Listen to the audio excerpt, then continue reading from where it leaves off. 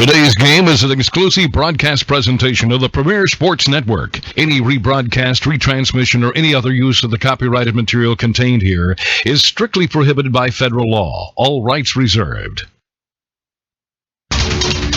This is the Premier Entertainment Group, bringing you the best coverage of high school and junior college athletics. Welcome to the new generation of sports broadcasting. The PSNSports.com pregame show is on the air.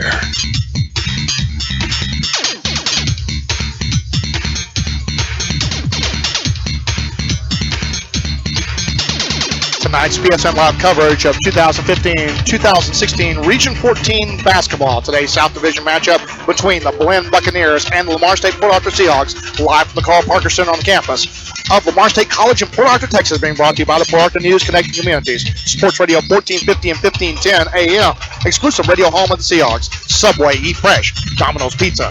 Port Arthur YMCA, Learn, Grow, and Thrive at the Y. Acadian Ambulance Service. Hampton Inn, we love having you here. Farnham Park Apartments. Mardi Gras, Southeast Texas. Shipley's Donuts. Education First Federal Credit Union. Castle Lay, plenty to come back for. Overtime energy drinks with 4 great flavors. MCM Elegante. My Pop Family Popcorn. Pine Tree Lodge. Chelsea Apartments, the perfect place to call home. Star Graphics. Gilgio Distributing. With great beer comes great responsibility. Buffalo Wild Wings, the official hangout for NCAA sports. Veolia. Judicious French Stop. Wingstop. Golden Triangle Emergency Center. By Town Place Suites. Mid-County Chrysler Dodge Jeep and Ram. Browse our inventory today in Port Arthur. Mid-County Chrysler Dodge Jeep and Ram, serving Nederland, Port Arthur, Beaumont, and Orange, Texas. By Semper International. By Port Arthur Police Association. Lamar State backs the blue. Christus, Southeast Texas. Raising Cane's, the best chicken fingers ever. By Lamar State College of Port Arthur, a great place to start. Don Peak Motor Company, 2 locations for all your pre-owned vehicle needs. Atascocita Neighborhood Market, Live Better, Walmart. Edward Jones Investments and Robert Sitton, making sense out of investing. By the University of St. Thomas in Houston, educating leaders of faith and character. And by PSN Sports, broadcast home of PSN, and the leader in high school, junior college, and college athletics. PSNSports.com, proudly celebrating 11 years as the new generation of sports broadcasting.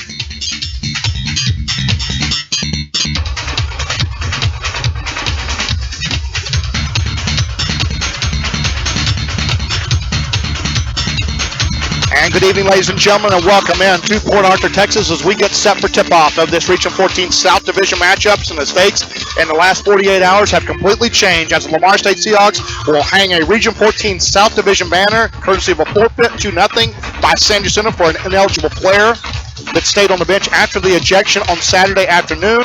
The ruling came down yesterday morning, and the Lamar State Seahawks have a 2-game lead over both their closest competitors, both the San Jacinto Ravens and the Lee College Running Rebels.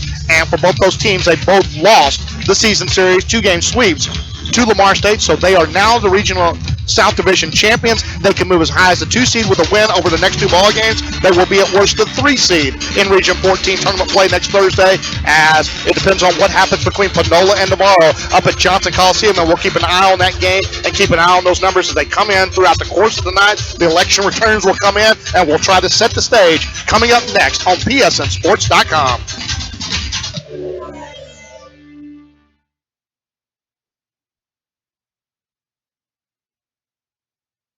The rustic Pine Tree Lodge on Taylor's Bayou in LaBelle serves up marvelous meals and wholesome family fun 6 days a week. On the weekends, kick up your heels to live music on the Pine Tree's gigantic patio. Enjoy some of the best seafood steaks and burgers in Southeast Texas while taking in the beauty of the bayou. The Miller family has spent over 30 years perfecting Pine Tree favorites like chicken fried steak, fried shrimp, and shrimp and grits. They also have a boat launch for all types of boating or fishing. The Pine Tree Lodge, where the road ends and the fun begins.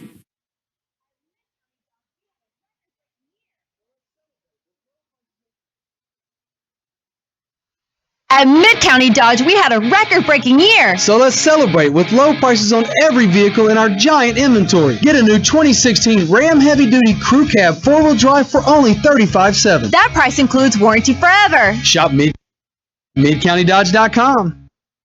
Football fans, with a Raising Cane's tailgate on the table, this meal is going into overtime. The first overall pick for any game comes piled high with hot, fresh, never-ever-frozen chicken fingers and totally dippable cane sauce. So let's hear the stats. That's 100 chicken fingers, 100% premium, and 100% delicious. And with cold, refreshing jugs of lemonade and sweet tea also coming straight out of Raising Cane's, well, let's just say that's a full roster of flavor. Raising Cane's, one love.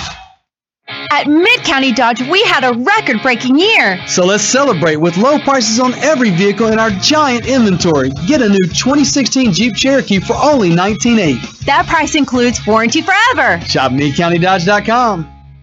Everyone knows that some things are just better left to the pros. Take motivational speaking. I don't know. The same goes for bowls at Genghis Grill, which is why we now offer chef-made bowls like Compound Chicken for only $8.99. Skip the line and order a bowl right from your table, or take matters into your own hands and build your own. The new $8.99 featured bowls at Genghis Grill. Seize control.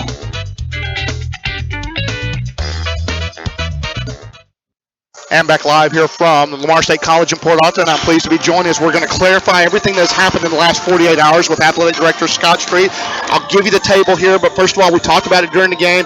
We said there couldn't be a possibility of a forfeit because the NJCA rules, it's very stipulative of what happened. Tell us what happened, tell us how it broke down, and what the situation was. Well, really how I understand it, I was not able to attend the game, but certainly got caught up on it really quickly afterwards. One of the Sanjak players got two technicals. At that point, they're supposed to leave the venue. Many times they go back and sit in the locker room while the team continues to play. In this particular case, the player stayed on the bench before halftime and then came back after halftime and continued to sit on the bench and watch the game, which is a violation of one of the bylaws. And in addition to that, the coach did not enforce the rule. Right. So once there was a chance to sort things out, the regional commissioner of Region 14 got involved, and then the NJCAA national office got involved, and the NJCAA national office is the one that put the sanctions in. Made the decision. Yeah, so the sanctions were a forfeit, which propelled us to first place by ourselves. And then my understanding is tonight their head coach is suspended. And the player suspended. As well as the player involved, yes. And it could be up to a 2-game suspension. It's a little bit different area with an in-game suspension like that or an in-game ejection as compared to like what happened with Lee. They had players sitting in the stands. They were seen in the building, and they got suspended for an additional game on top of the game they were being suspended for. Roy Champagne got 2 games. He got the Kilgore game and then the Coastal Bend after that. So it's got to do with the coach enforcing the rules that are in place. That's part of it. I think in that situation they also traveled to the game, which they shouldn't have traveled at that point. My understanding, of course, and a lot of this is secondhand on, especially with that situation. But that's what happened with us, and we're fortunate that, like I said, propelled us now to 12 wins in the conference. Have a chance if we win out. Really, I think if we win one more game, we'll be the 2nd seed. Right. And, you're 2nd or 3rd seed no matter what. The way this plays out, you are the South Division champions no matter what happens. You can end up in a tie for the South Division, but both the teams behind you, if you do not win another game the rest of the season and you end up with 7 losses, either Lee or San Jacinto will be playing Saturday night for the number 2 seed over at San Jacinto College. And what that does, both those teams you won 2-0 against, forfeit 1 game against San Jacinto. You won here on the home floor. You beat Lee both times on the court. So you have the tiebreaker in the Region 14 conference, and you'll be at worst the 3 seed. Yes, and we still have Angelina to play, and they already have played 18 games, so they have 1 game left, so they cannot reach to our 12th win. Right. They cannot get to 12 wins. And in the north, there's a big game going on between Panola and Navarro being played over at Carthage, Texas. That game will determine the number 2 seed out of the north. And if it is Panola, you have the tiebreaker over them if they happen to win. If they happen to lose, then it becomes a little convoluted with Navarro with 1 more game to play. They play Kilgore on Saturday. But the more important thing is right now, what we know is you're not playing until Thursday, and that's what we talked about at the beginning of the season. The likelihood of this team getting to that point, and it really tells you and magnifies the job that Lance Madison has done this year, because this was not an easy task to get to a point of getting 12 conference wins and getting 20 overall wins. No, if we continue to win out and get the number 2 seed, we will play at 6 o'clock on Thursday. Honestly, I'm not even sure when the 3rd place game or the 3rd seeded game is. I think it is the 3 o'clock game, but don't quote me on that. I think that the number 1 seed gets the 12 o'clock game, the early game, as they will play. If you're the 2 seed, you will get, I think it is the 8-9 matchup, and if it is the 3 seed, I think you get the 5-12 matchup or the 6-11 matchup. So there's a little work to do here. And really, once you get to the 2-3 seed, it really doesn't matter about what color uniform you're going to wear up at the tournament. It just depends. You're going to fall away from Trinity Valley's bracket no matter what happens. Well, and honestly, these games, every year tournament time, there's upsets. They're just great basketball games, and just because we're a higher seed, you go into these games, and everybody has been so close and bailing each other so hard throughout the year that they're just going to be great basketball games. Right. Everybody's playing for their life, a chance to go in the national tournament, a chance to play one more day at that point. And the thing is, when it gets to a one and done, you've seen this in the ACC a little differently with a Duke, a Wake Forest, a North Carolina, knowing they're going to get to the national tournament no matter what. So there's a little bit different dynamic. Unlike North Carolina State that won them back in 1982-83, that had to play for the playoff lives basically for the last 4 games of the regular season all the way through the tournament. Absolutely, and that's really the situation we're in because only one team right now is guaranteed to go on from Region 14. A weird way to get there, but congratulations on the South Division title. Best of luck next week. We got 2 more games to play, 1 more to get to the 2 seed, and then we know exactly where we're going to be playing before the night's over. If you win this game, you're settled into the 2 spot, and we know exactly what we'll be playing next Thursday afternoon at Angelina College. Scott Street joining me here in the pregame show. We'll step out of the coach's corner as we'll talk to Lance Madison coming back next on PSNSports.com. At Mid-County Dodge, we had a record-breaking year. Thanks to you, we were the #1 volume dealer in Southeast Texas for the 2nd year in a row. So let's celebrate with low prices on every vehicle in our giant inventory. You choose a new 2016 Jeep Cherokee or a 7-passenger 2016 Dodge Journey for the low price of only $19,800. And don't forget, those prices include warranty forever. Come see why we are the #1 team in Southeast Texas. Mid-County Dodge in Port Arthur or midcountydodge.com.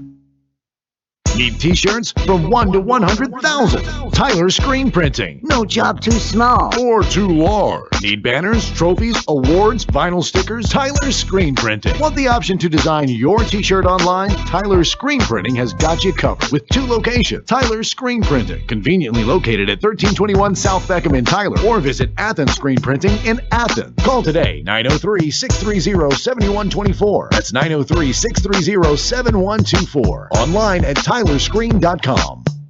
And back live here from Lamar State College in Port Arthur as we get set for tip time coming up at the top of the hour between the Lamar State Seahawks and the Blinn Buccaneers. And it's a different atmosphere from what we talked about on Saturday evening after the loss to San Jacinto, and that is no longer a loss. It's a 2-0 forfeit, and we talked about it as the game was over with, and the possibility of there being a forfeit if the NJCA fulfilled the law of their books and everything like that, and it turned out to be that way.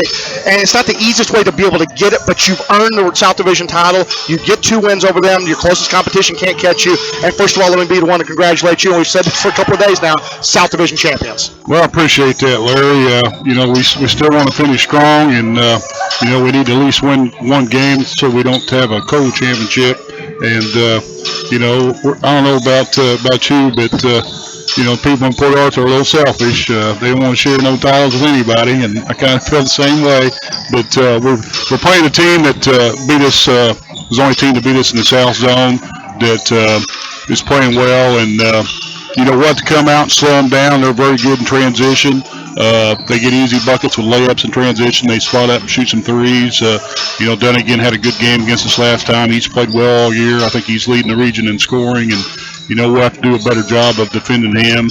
And then I thought they hurt us on the offensive glass last time we played them too. We got to keep them off the glass. But it'll be interesting tonight. I thought the guys have had a good walkthrough shoot around this morning, and they seem pretty pumped up. It is our sophomore night, so it could be emotional at times. Hopefully we're mature enough, and we can look past that, stay focused, and play a good ball game and have a chance to beat Blinn here at home.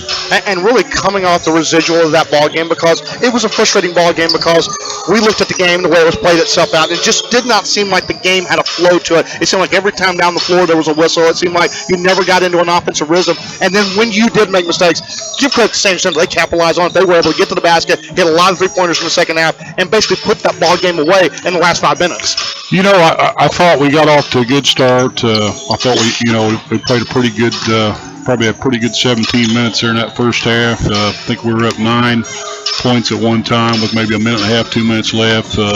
Just didn't do a very good job of managing the clock there late in the first half. Took some quick shots and gave him opportunity to get some quick buckets on the other end, and instead of being up 9, we was only up 3 at halftime. And then in the second half, I thought, their kids won a little more than ours, and, give them credit. They played a little tougher, hit some key shots. I thought they hit some really tough shots off the bounce, going to the basket when they needed the bucket, and then, they also hit some threes when they had a quick look at it. And, it was unfortunate that we just couldn't get any stops there late and get our offense going. But credit to them. I thought they did a good job defensively. They had a good game plan, and, they're tough to beat. They played well. They're a good team, and, they beat us. And, now we just have to stay focused and play Blinn tonight. And, hopefully I like to see us be a little more tougher and physical against Blinn than what we were against San Jack. And, this will be a good challenge for us. When you look back at the first game you played over at Benham, Texas about 3 weeks ago, you look at a team that what they did to you in the final 3 minutes, the 11-2 run to build a 9-point lead, then you made the huge run to get back into it within a 2-possession game. It's something they have not been able to translate consistently throughout the course of South Division play especially, and they're very similar to Jacksonville, a team that plays so very well on their home floor, but does not translate probably to 90% of that or 80% of that when they go on the road. You know what? One thing about Blinn and their coach Schumacher, he's a competitor, and they'll compete every possession, and they don't quit, they don't give up, they play hard. And they've had some tough times closing games out, but that's pretty natural in this league. It's you got to win at home, and it's tough to win on the road. And Blinn's been about every contest they've played. They're not too far away from us in the standings, and give or take a bounce or a free throw or a rebound, and they're right there fighting for a bye too. Well, last Wednesday they lost that heartbreaker at Lee College on basically a buzzer beater, and I think when you look at these games, it just taxes you so much when you go on the road, and that's the one thing we talked about. Beginning of the year, you could not close those games. Middle of the year, you turned it around. End of the year, you were able to finish those games off, and the only road game you hadn't finished off was that Blinn game where you were right there in the final 3 minutes and basically let them sort of run away from you at the very end. But it's just been a great run by this team to be able to play the type of basketball to be able to win in this division. Yeah, it is. They're a good team, and I think they've got the score, and they've done a good kid. They can get hot, make a lot of buckets for them. They're a very good free throw shooting team. They take care of the ball late, and their guards are scrappy. They get on the floor, get loose balls. They got quick hands, so they've got all the tangibles to beat anybody in the league, and they got a good experienced coach that can call a timeout and diagram pretty good play, and he's been in the league for a while. So, we've got our hands full. We just got to stay focused and stick to our game plan. Know their personnel. I feel like this time we know their personnel a little better. We can guard them and have better matchups. Over there, I thought that we did a very good job of guarding Dunnigan. He got loose and hit some threes and got some buckets when I needed to. And then I thought, their left-handed post kid inside got too many offensive rebounds to help win that. And when you look at this team at tournament time, they're the type of team that's the proverbial, you don't want to see them on the other side of the court. No, you're exactly right. They're capable, and they've proven that they can beat anybody in the league. They're a good team. Best of luck tonight. I know it's sophomore night. Congratulations to all the guys, to your 4 sophomores or 5 sophomores. And congratulations to you, Barry Wellington, Scott Street, everybody associated with staff. It was a lot of hard work to get where you're at right now, and the work's not over with yet, but you can take that first step in saying you're South Division champions at this point. Thank you, Larry. Appreciate it. Coach Lance Madison joining us here in the pregame show. We'll step out of the coach's corner, come back live after this on PSNSports.com. I come to the neighborhood Walmart a lot. It's a grocery store, but without all the other household items, so you're getting exactly what you need at a lower price. It's a lot quicker to flow through the aisles.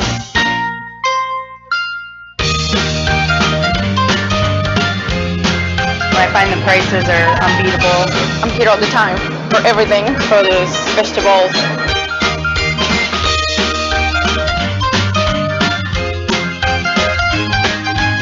I work full time. I have 2 children. I'm on the go constantly. So having affordable products to buy for our children is priceless. I have a family of 4, so every penny counts.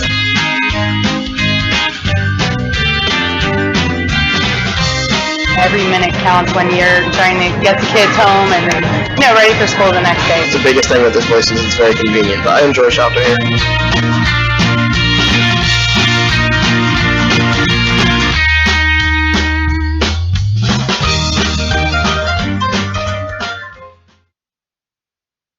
Every Everyone knows that some things are just better left to the pros. Take skydiving instructors. So I think you just jump and pull one of these cord thingies! The same goes for bowls at Genghis Grill, which is why we now offer chef-made bowls like compound chicken for only $8.99. Skip the line and order a bowl right from your table, or take matters into your own hands and build your own. The new $8.99 featured bowls at Genghis Grill. Seize control. At Mid-County Dodge, we had a record-breaking year. So let's celebrate with low prices on every vehicle in our giant inventory. Get a new 2016 7-passenger Dodge Journey for only $19,800. That price includes warranty forever. Shop MidCountyDodge.com. Everyone knows that some things are just better left to the pros. Take motivational speaking. I don't know. The same goes for bowls at Genghis Grill, which is why we now offer chef-made bowls like compound chicken for only $8.99. Skip the line and order a bowl right from your table, or take matters into your own hands and build your own. The new $8.99 featured bowls at Genghis Grill. Seize control. At Mid-County Dodge, we had a record-breaking year. So let's celebrate with low prices on every vehicle in our giant inventory. Get a new 2016 Ram 4-door for only $26,900. That price includes warranty forever. Shop MidCountyDodge.com. Football fans, with a Raising Cane's tailgate on the table, this meal is going into overtime. The first overall pick for any game comes piled high with hot, fresh, never-ever frozen chicken fingers and totally dippable cane sauce. So let's hear the stats. That's 100 chicken fingers, 100% premium, and 100% delicious. And with cold, refreshing jugs of lemonade and sweet tea also coming straight out of Raising Cane's, well, let's just say that's a full roster of flavor. Raising Cane's, one love. Veolia is the leading global provider of environmental solutions. By improving energy efficiency, better managing water and wastewater, and recovering resources from waste, we're supporting business and industry while protecting our Gulf Coast in a responsible way. And just like Port Arthur's Lamar State College, Veolia has a passion for excellence, helping more than 30,000 businesses and 550 communities with their environmental needs. Today, Veolia is resourcing the world for a better tomorrow. Learn more at VeoliaNorthAmerica.com. I come to neighborhood Walmart a lot. It's a grocery store, but without all the other household items, so you're getting exactly what you need at a lower price. It's a lot quicker to flow through the aisles.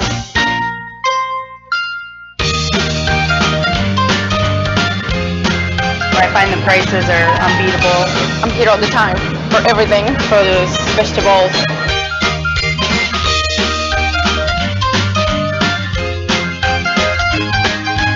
I work full time. I have 2 children. I'm on the go constantly, so having affordable products to buy for our children is priceless. I have a family of 4, so every penny counts.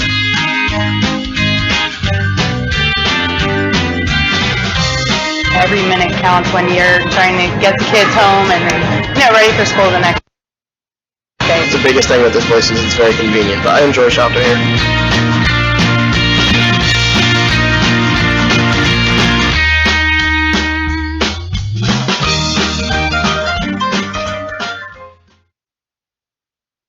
At Mid-County Dodge, we had a record-breaking year. Thanks to you, we were the #1 volume dealer in Southeast Texas for the 2nd year in a row. So let's celebrate with low prices on every vehicle in our giant inventory. Get a new 4-door Ram for $26,900 or a new 2016 Ram Heavy Duty Crew Cab 4-wheel drive for the low price of $35,700. And don't forget, those prices include warranty forever. Come see why we are the #1 team in Southeast Texas. Mid-County Dodge in Port Arthur or MidCountyDodge.com. Football fans, with a Raising Cane's tailgate on the table, this meal is going into overtime. The first overall pick for any game comes piled high with hot, fresh, never-ever frozen chicken fingers and totally dippable cane sauce. So let's hear the stats. That's 100 chicken fingers, 100% premium, and 100% delicious. And with cold, refreshing jugs of lemonade and sweet tea also coming straight out of Raising Cane's, well, let's just say that's a full roster of flavor. Raising Cane's, one love. At Mid-County Dodge, we had a record-breaking year. Thanks to you, we were the #1 volume dealer in Southeast Texas for the second year in a row. So let's celebrate with low prices on every vehicle in our giant inventory. You choose a new 2016 Jeep Cherokee or a 7-passenger 2016 Dodge Journey for the low price of only $19,800. And don't forget, those prices include warranty forever. Come see why we are the #1 team in Southeast Texas. Mid-County Dodge in Port Arthur or midcountydodge.com. And back live here as we take a look around Region 14 as we look at the current standings. Trinity Valley in the north with an 18-0 record. They have one more game to play, and they can wrap up a perfect regular season and a 29-1 overall season, and just a tremendous job up by Buckets as Coach Chris Bauman's team right now at 18-0 trying to complete the improbable perfect Region 14 season. Panola #2 right now, one game up on Navarro. They play tonight. Navarro must win to move into a second place tie with Panola and force the 1-1 matchup. And for Panola, they can wrap up the #2 seed after not even making the tournament a year ago. What a great job Grant McMillan's done up in that location up in Carthage, Texas at New Johnson Coliseum. Kilgore at 8 and 9. They will be the 4th seed out of the North Division. Then Tyler will fall into the 5 seed, and then the 6th seed will be the Paris Junior College Dragons as they are 5 and 12 closing out the regular season and are the 12th seed overall in the tournament. In the South Division, Lamar State has wrapped up the #1 seed out of the South. They will be either the 2-3 seed or the 3 seed before the night's over with. A win by Lamar State either tonight against Blinn or Saturday at Angelina, and they are the 2 seed. A loss by Panola tonight, and they are the 2 seed. So some work to do right here for both these teams to get to that point. Navarro still can catch Lamar State if they win tonight, because they do have the North Division, South Division head-to-head in a game played up at Navarro back in December. San Jacinto right now tied with Lee for second place in the South.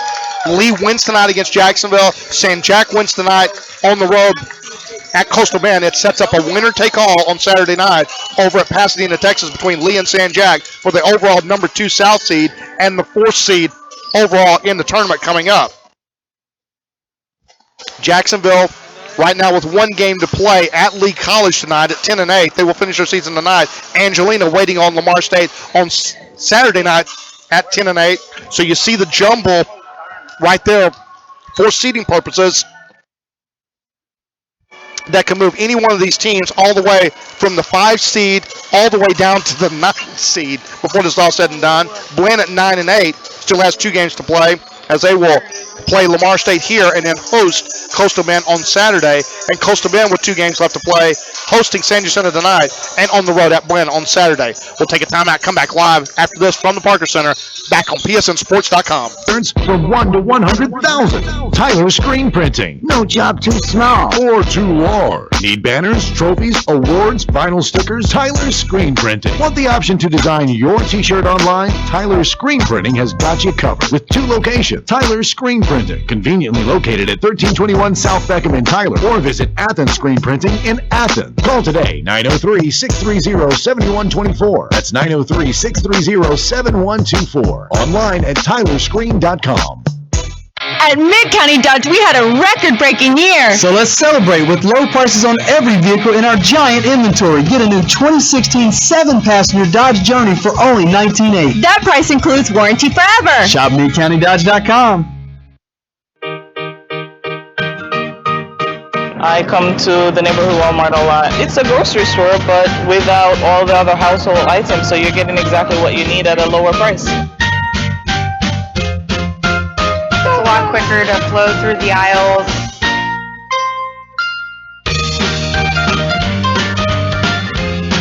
I find the prices are unbeatable. I'm here all the time for everything, produce, vegetables.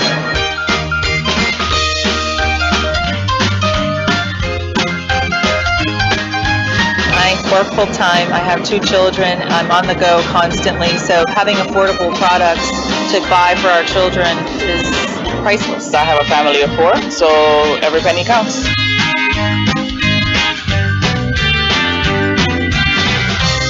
Every minute counts when you're trying to get the kids home and then, ready for school the next day. The biggest thing with this place is it's very convenient, but I enjoy shopping here.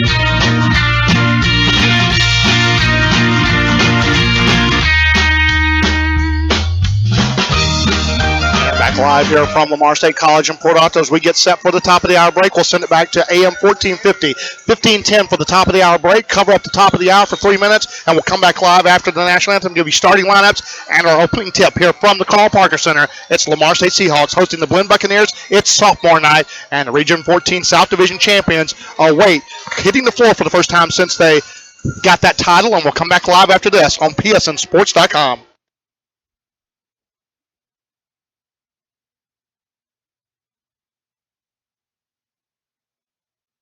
At Mid-County Dodge, we had a record-breaking year. So let's celebrate with low prices on every vehicle in our giant inventory. Get a new 2016 Ram 4-door for only $26,900. That price includes warranty forever. Shop MidCountyDodge.com.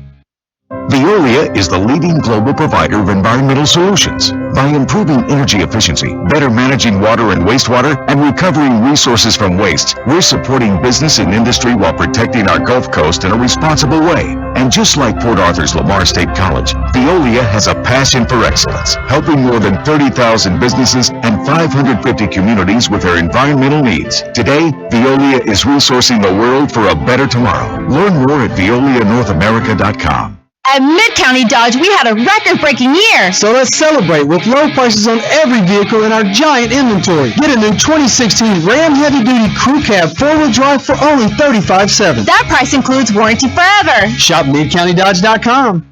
Everyone knows that some things are just better left to the pros. Take skydiving instructors. So I think you just jump and pull one of these cord thingies. The same goes for bowls at Genghis Grill, which is why we now offer chef-made bowls like Conpound Chicken for only $8.99. Skip the line and order a bowl right from your table, or take matters into your own hands and build your own. The new $8.99 featured bowls at Genghis Grill. Seize control. At Mid-County Dodge, we had a record-breaking year. So let's celebrate with low prices on every vehicle in our giant inventory. Get a new 2016 Jeep Cherokee.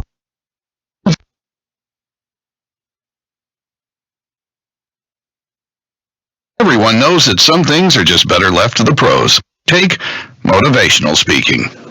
I don't know. The same goes for bowls at Genghis Grill, which is why we now offer chef-made bowls like Conpound Chicken for only $8.99. Skip the line and order a bowl right from your table, or take matters into your own hands and build your own. The new $8.99 featured bowls at Genghis Grill. Seize control.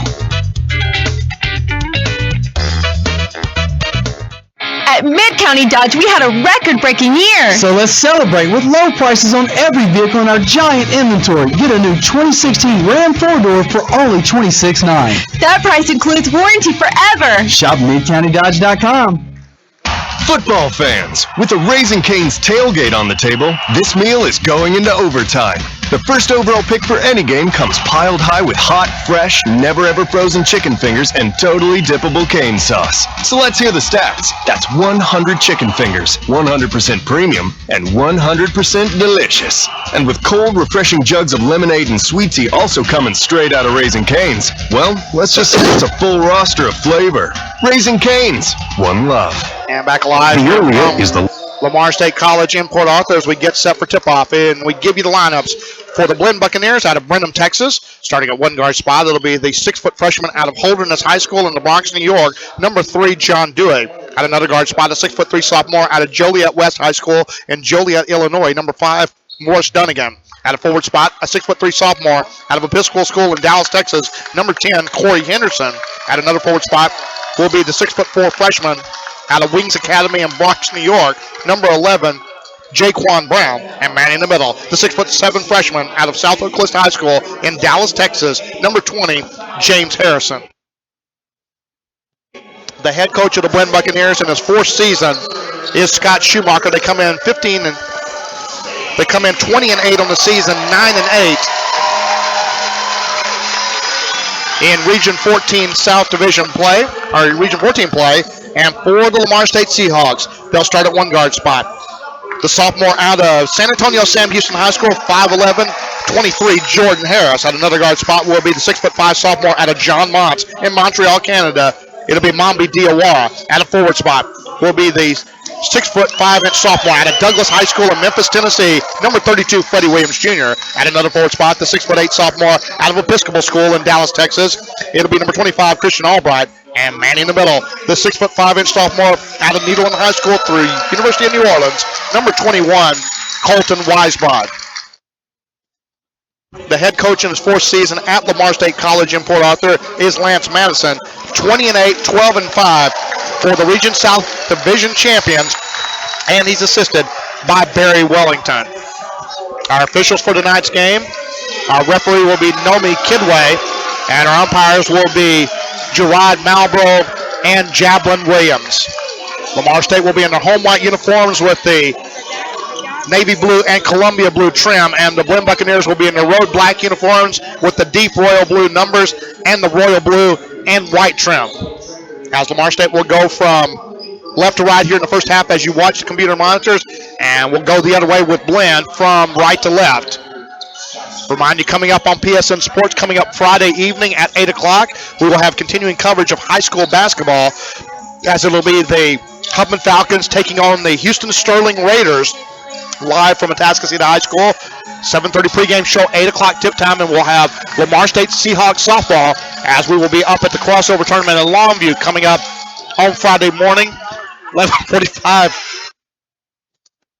With the pregame show, we'll tip it off, and first pitch coming up at 12 o'clock as the third time that Tyler will take on Lamar State this year. Tyler sweeping a doubleheader earlier this season to open it up for Lamar State as the ball tipped and controlled by Freddie Williams Jr. And we are underway as Lamar State will control the basketball, working to our right-hand side as Jordan Harris looking down low, trying to find Weisbrod. Hesitation move, gets foul, no call, gets his own rebound, and lets it up and good.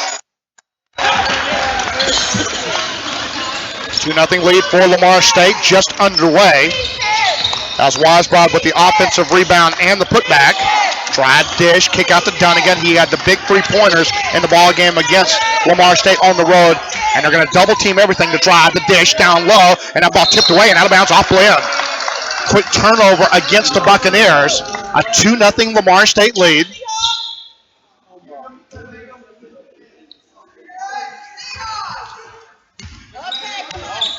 And slowly walking it up, Jordan Harris.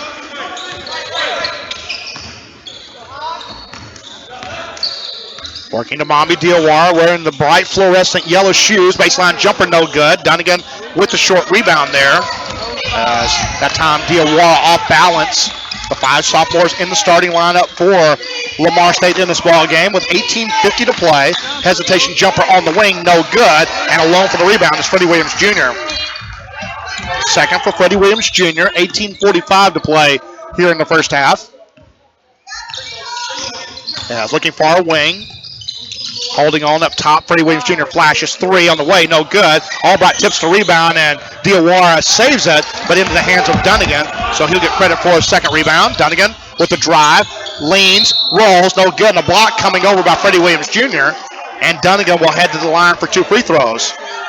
Dunnigan, an 80% free throw shooter on the season, averaging 80.2%, comes in with a 23.2% scoring average. As Dunnigan will take his time towing the line, the sophomore from Joliet, Illinois. First of 2 free throws can cut this lead down to 1 with a miss on the first. He'll have 1 more. And he missed a couple of free throws in the ball game against Lamar State in Brenham. Second free throw rolls in for Dunnigan, good. Puts the Buccaneers on the board, down 2-1. As Harris will slowly walk it up for Lamar State. 18:20 to play here in the first half. As Harris will kick the near side to Diawara on the wing. Harris sets, fires 3 on the way. That's front rim, no good. Dunnigan will tip the rebound, and Diawara's going to gather it in. Nice rebound by Diawara as he stayed in and did not give up on the play. Drive down low, Diawara. His shot no good, but he's fouled. Looks like coming over, that might be Harrison with the foul. Jablin Williams with the call, and it is James Harrison, his first.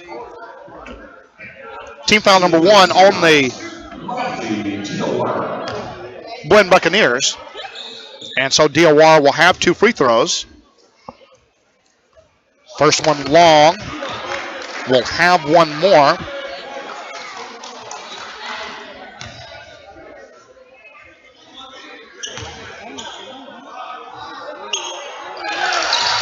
Diawara able to get the second one to fall, so 1 of 2 for both teams on their first trip to the line. 3-1 Lamar State lead here in the first inning.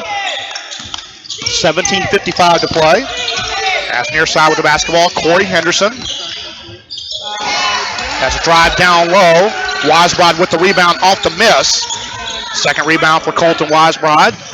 That's Harris up quickly. Spin move. Drives to the basket. Lays it up. Rolls it. No good. Nice rebound. And Weisbrod coming over is going to get the push. That ball took a look and came back out.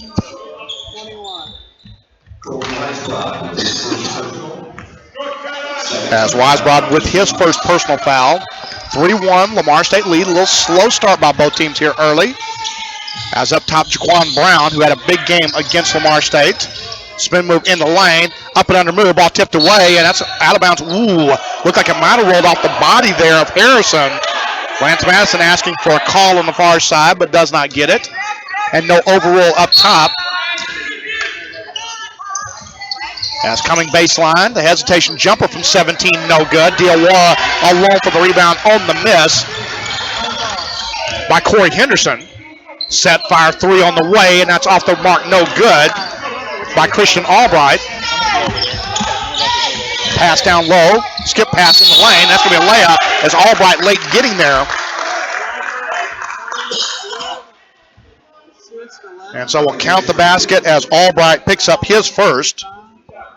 And so heading to the line will be James Harrison, trying to complete the three-point play the old-fashioned way. As Blinn ties it up at 3 apiece, with a free throw coming up by the left-hander. And it is no good, so we'll stay tied at 3 apiece.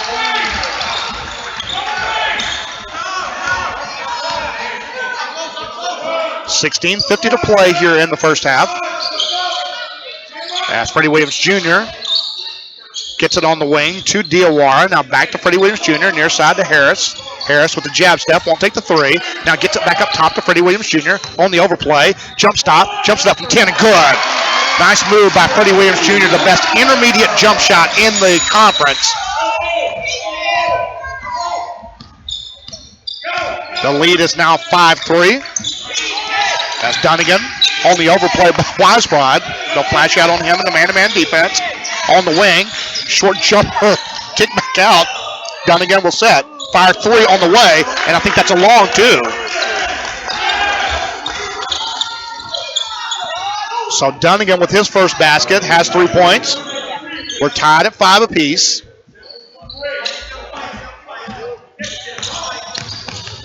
$15:50 to play here in the first half as he crossover and a ball off the leg of Jordan Harris. First turnover of the ball game against Lamar State.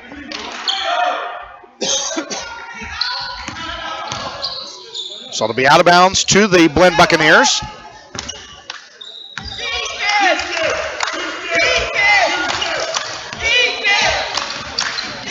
As looking for the drive. They'll leave it up top to Brown. Brown on the overplay. Gets it to Henderson. Henderson back up top to Dunnigan. He's double teamed. Now a baseline look. Henderson into the lane. The drop pass down low, and that ball blocked away. It's going to stay with Blinn, as it will count as a offensive rebound for James Harrison. That's his second rebound of the ball game. 15:31 to play on the held ball that stays with Blinn on an alternating possession. Fake to Dunnigan, trying to get it in bounds. They'll get it into Brown. Brown will leave it for Henderson, back up top. Gets it to Dunnigan. Working against Diawara. Sets fires way short on the 3. And Freddie Williams Jr. coming over to pick up the rebound, his third. He'll get it to Harris. Back to Diawara. Harris sets. Fires 3. Rims out no good. That's going to be off Dunnigan. Oh. And Jordan Harris wanted the foul call there, but did not get one. 15-12 to play here in the first half. And both teams struggling on offense here so far. Has the ball tipped away by Diawara. Almost stolen Brown. The short jumper in the lane's good. And so the first lead of the ball game for the Blinn Buccaneers. 7-5. As Brown able to hit the edge jumper, drive, and a holding foul called. That might be on Dunnigan. We'll wait to see officially on the board. In fact, they're going to call.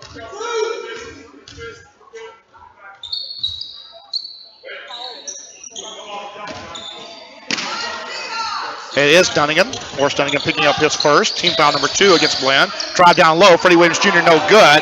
Harrison alone for the rebound. Blinn on the push. The drive and dish. Third turnover against the Buccaneers. Freddie Williams Jr. sets, fires from 17, no good. And Dunnigan quickly back to get the rebound. That's a missed opportunity for Lamar State. 14-20, clock moving. As Harrison sets, fires 3 on the way. That's off the back rim long. And rebound by Colton Weisbrod. He'll leave it for Mambi Diawara. He'll set, fire 23-footer and good. Mambi Diawara, his first 3 of the ball game. Averaging 34.3% from the three-point line. Gives Lamar State back a 1.87 lead. As look down low, that ball's going to go off Blinn and out of bounds. Not good spacing that time by the Buccaneers. As Harrison had that one roll off his shoulder. We're at the under 14 media timeout. We'll come back live after this. Lamar State a 1-point lead on sophomore night. Back after this on PSN.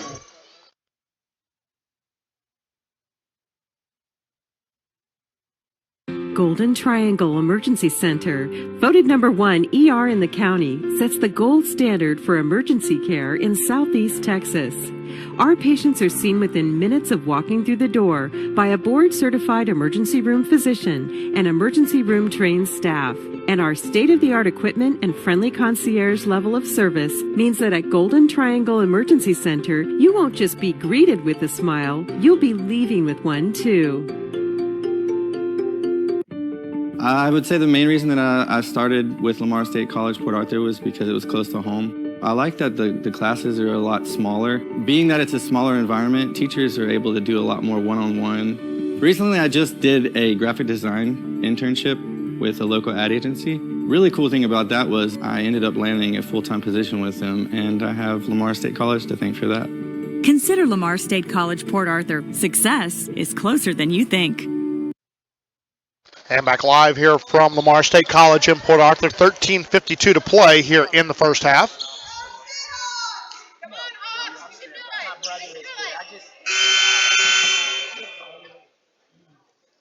Eight 8-7 Lamar State lead after the three-pointer by Diawara. And after the turnover by Blinn, their 4th of the half, Lamar State a chance to add to that 1-point lead. As Harris, the lob pass down low, Freddie Williams Jr. They have just not been able to make connection on that play for the last 2 ball games. It's a drive, the dish down low, spin move in the lane, and that ball's going to roll in and good. Strong move that time to get it off the glass. But like Victor Duke's able to get the layup. He checked in on the dead ball. That'll be the 3rd team foul. Looks like Freddie Williams Jr. picks up his first.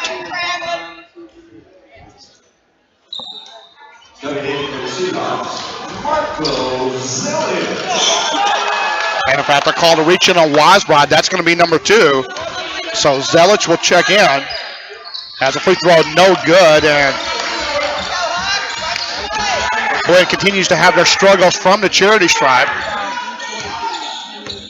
9-8 lead for Blinn. Lamar State with the basketball. Top of the key 3 on the way by Diawara. No good. The ball tipped away. Freddie Williams Jr. with the jumper. He's fouled coming over, and that looks like that's going to be a reach-in on John Dewey out of Bronx, New York. He'll pick up his first. And 2 free throws coming up for Freddie Williams Jr.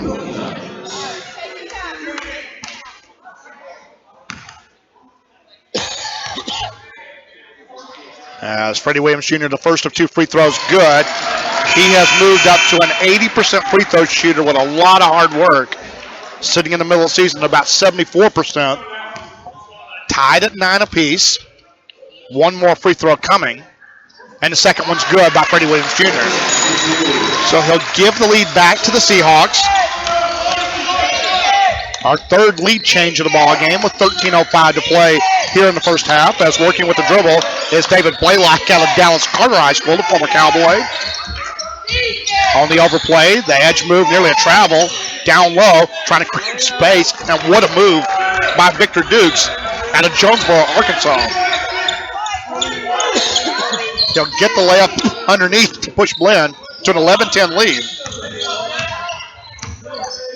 That is our fourth lead change of the half. And that's a drive and a holding foul on Dunnigan. And that's going to be his second.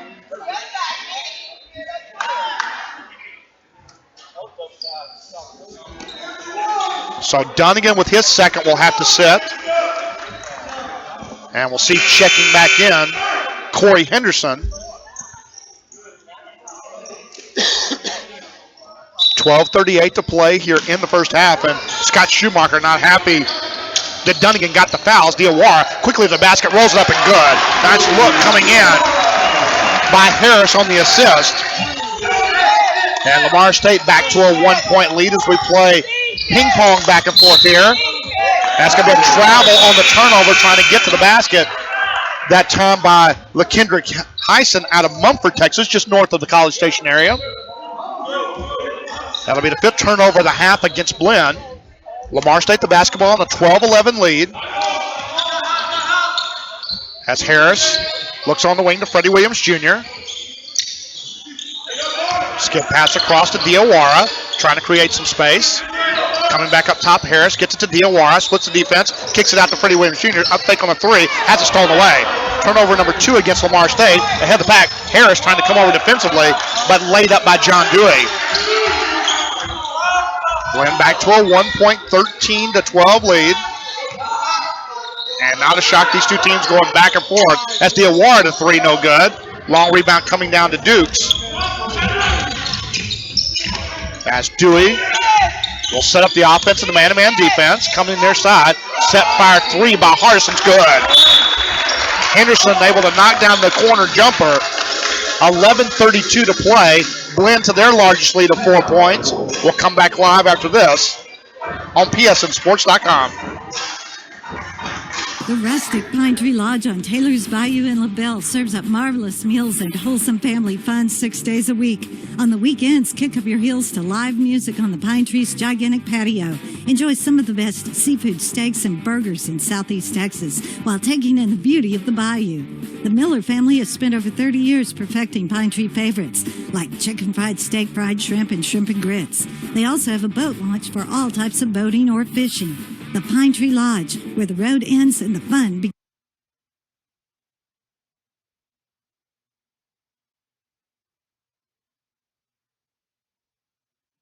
My counselor in high school, I told her, I want like a music, audio, studio stuff around that. She just told me about Lamar State College in Port Arthur. And I came and saw it and I was just like, wow, it's perfect for me.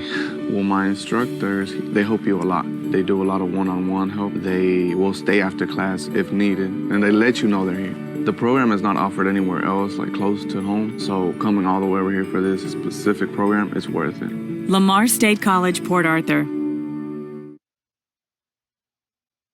And back live here from Lamar State College in Port Arthur. Blinn with a 4-point lead after a couple of baskets in a row. 5 in a row now for the Blinn Buccaneers as Harris gets in the lane. Short runner, no good. Ball tipped away into the hands of LaKendrick Hyson. First rebound for Hyson in the ball game. That's coming across Dewey. Baseline three on the way. That's off the mark, no good. And Albright alone for the rebound. Christian Albright, his second rebound of the ball game as Diawara has it knocked away and out of bounds off of Lamar State. Third turnover against the Seahawks. $11:02 to play here in the first half. That's coming across quickly. Dewey with the basketball. Leaves it up top for Hyson. Hyson traveled, got away with it as he slipped on the floor. Gets it back. Now hesitates from 17. High arching jumper, no good. And the long rebound to Diawara. Third rebound for Diawara's shot, no good. Rebound down low as gathered in by Zelich. Still loose on the floor. Held ball, and it will be Lamar State basketball after all of that. Freddie Williams Jr. will get credit for the offensive rebound.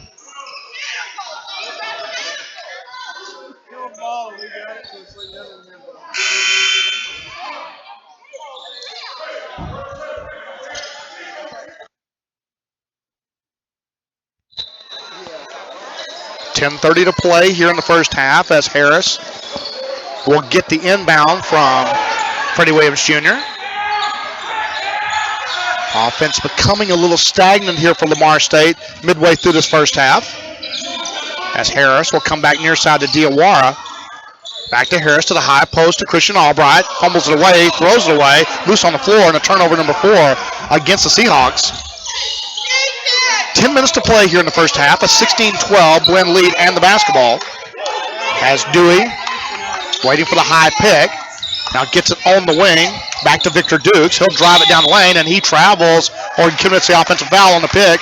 I think they'll call that coming over on the big man, as Harrison will pick up his second.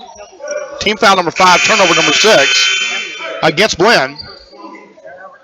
Harrison will check back out with 9:54 to play here in the first half.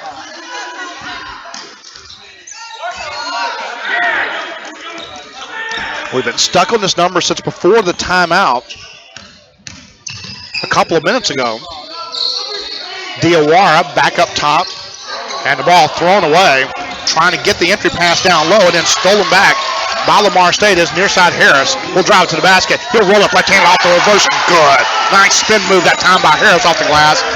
And the lead is down to 2. So turnover points for Lamar State. 16-14.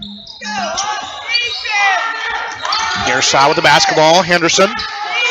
Coming across the top, they'll look down low to the big man. Back to Henderson, near side, nearly a travel. Into the lane, hesitation move. Ball tipped away and stolen away. Another turnover on Blinn. Skip pass across. Freddie Williams Jr. is going to try to dunk it home, but gets fouled.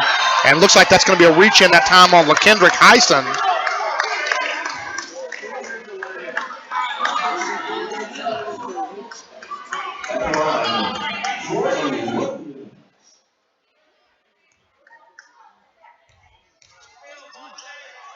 And so Freddie Williams Jr. with the free throw. 3 of 3 from the line now with 8:58 to play here in the first half. He can tie it up with a free throw here.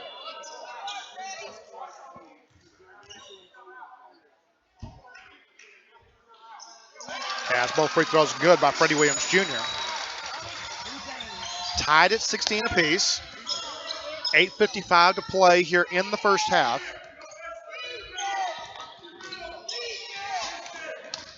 As working with the yo-yo dribble, John Dewey. Coming near side, Charius Kesey, the former roughneck from West Columbia High School. Down low, gathered, shot no good. A lot of bodies bouncing around down low. And it's going to be an offensive foul, clearing out that time by Dukes. And there's a lot of contact going on in that lane. 8:30 to play in the first half and a 16-all tie. Credit Dukes with the offensive rebound, but he got caught throwing the elbow trying to get space. 17 foul as a set. Fire 3 on the way by Harris is good. Jordan Harris, the left wing jumper there. And Lamar State now with 7 in a row to retake a 3-point lead. 19-16.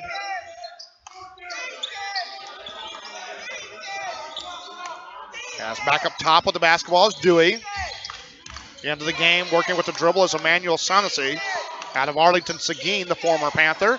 Jump it up, no good. Freddie Williams Jr. will fight for it. He'll gather it in. 6 rebound for Freddie Williams Jr. as Diawara splits the defense, gets held. And looks like Sanasi on the push.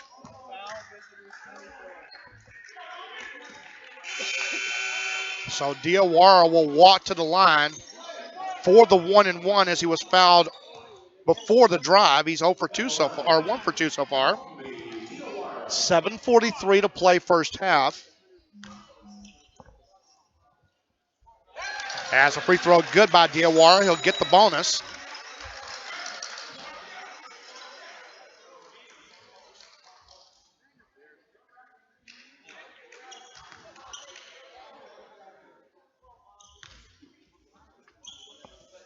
Second free throw by Diawara, rims out no good, so the lead is 4. Timeout call by Scott Schumacher. as his team facing a 8-0 run here by Lamar State. 2016, the Seahawks with the lead. Coming back live after this on psnsports.com. Because play might be the best way to fight obesity. Because staying connected makes my family stronger. Because a safe place after school can lead to success in school. Because physical activity is vital to my health and well-being. Because I need to make my world better. Because playing team sports teaches character and social skills. Because we need each other. Because we need each other. Because we need each other.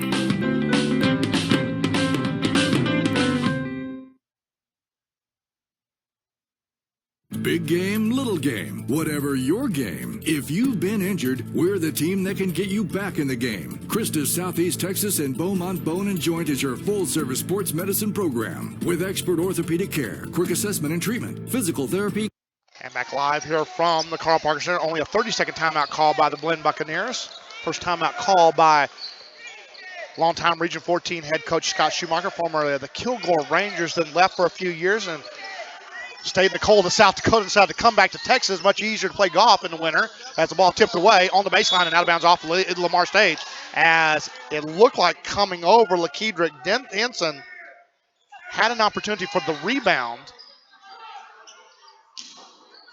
In fact, it was Dukes that'll be credited for the offensive rebound. On the way, three, no good. And coming back in, Colton Weisbrod playing with the two fouls, gets the rebound. As near side, Diawara working across the top of the key, comes to Jordan Harris. Up fake, won't take the three, looking for Zelich on the baseline. Freddie Williams Jr. Kicking near side, Diawara. Baseline jumper way off the mark. Zelich with the rebound, and he gathers himself, and it'll be a hell ball as he got too low underneath the goal and blocked himself underneath the basket. So Blinn gets the turnover.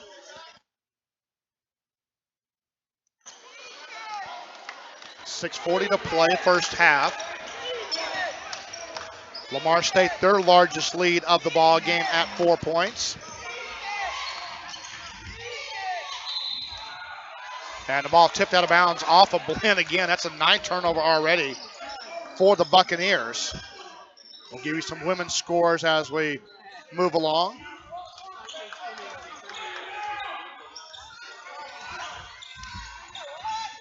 Clock rolling, 6:20 to play first half, and a low-scoring affair here as we wind down Region 14 division play. Still some key ball games left as Weisbrod in the lane, tips the rebound, can't come away with it. As Kesey comes up with the rebound.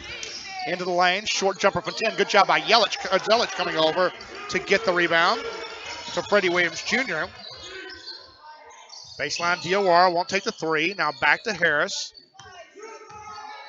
2-3 zone now look for Blinn as Diawara back to the top to Harris, looking on the wing to Freddie Williams Jr. Skip pass across. Harris sets, fires, three on the way. That's good. Second three-pointer of the ball game, and Lamar State now opening up a 7-point lead at 23-16. This is now an 11-0 run by the Seahawks after being down by 4. 16-12. Baseline look, and look like Dukes may have got hit in the thigh with a knee there. And for Weisbrod, is that going to be Weisbrod or is that going to be Zelich? It's going to be Zelich with his first. 15 foul against Lamar State. As Dukes 0 for 1 with a pair of free throws, first no good. Dukes coming into the ball game a 69% free throw shooter from the line. So Albright back in as Zelich will check out. Free throw rolls out, no good for Dukes once again as Albright with his 4th rebound. 5:10 to play here in the first half as Harris will come near side to Diawara, looking baseline to Freddie Williams Jr. Creating space, and they'll call the travel. Shuffling the feet that time on Colton Weisbrod. Turnover number 7 against Lamar State with 5:02 to play. 23-16, 7-point lead. As walking it across is John Dewey. On the wing, Henderson back up top, nearly a travel. Now they skip past to Dukes, down low on the baseline. They'll skip it out to Henderson. Back to top, and that's going to be 3 seconds. Turnover against Blinn. As that time it looked like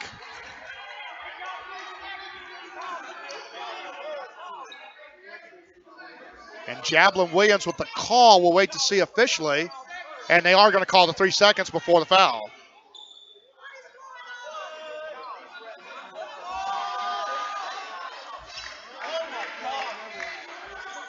And so a technical foul's been called. I'm not sure. And Lance Madison wants a timeout to talk about it. We'll take the timeout with him. Coming back live after this on PSM. At Mid-County Dodge, we had a record-breaking year. Thanks to you, we were the #1 volume dealer in Southeast Texas for the 2nd year in a row. So let's celebrate with low prices on every vehicle in our giant inventory. Get a new 4-door Ram for $26,900 or a new 2016 Ram Heavy Duty Crew Cab 4-wheel drive for the low price of $35,700. And don't forget, those prices include warranty forever. Come see why we are the #1 team in Southeast Texas. Mid-County Dodge in Port Arthur or midcountydodge.com. Football fans, with a Raising Cane's tailgate on the table, this meal is going into overtime. The first overall pick for any game comes piled high with hot, fresh, never-ever frozen chicken fingers and totally dippable cane sauce. So let's hear the stats. That's 100 chicken fingers, 100% premium, and 100% delicious. And with cold, refreshing jugs of lemonade and sweet tea also coming straight out of Raising Cane's, well, let's just say that's a full roster of flavor. Raising Cane's, one love.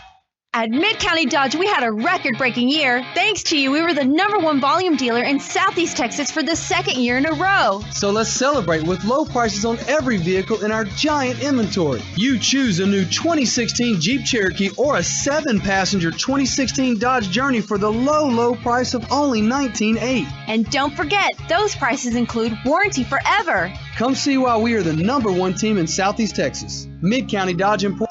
And so both free throws good on the technical, and so they will give the ball back to the Blinn Buccaneers. That is the first points in a while for Blinn, as Lamar State had rolled off.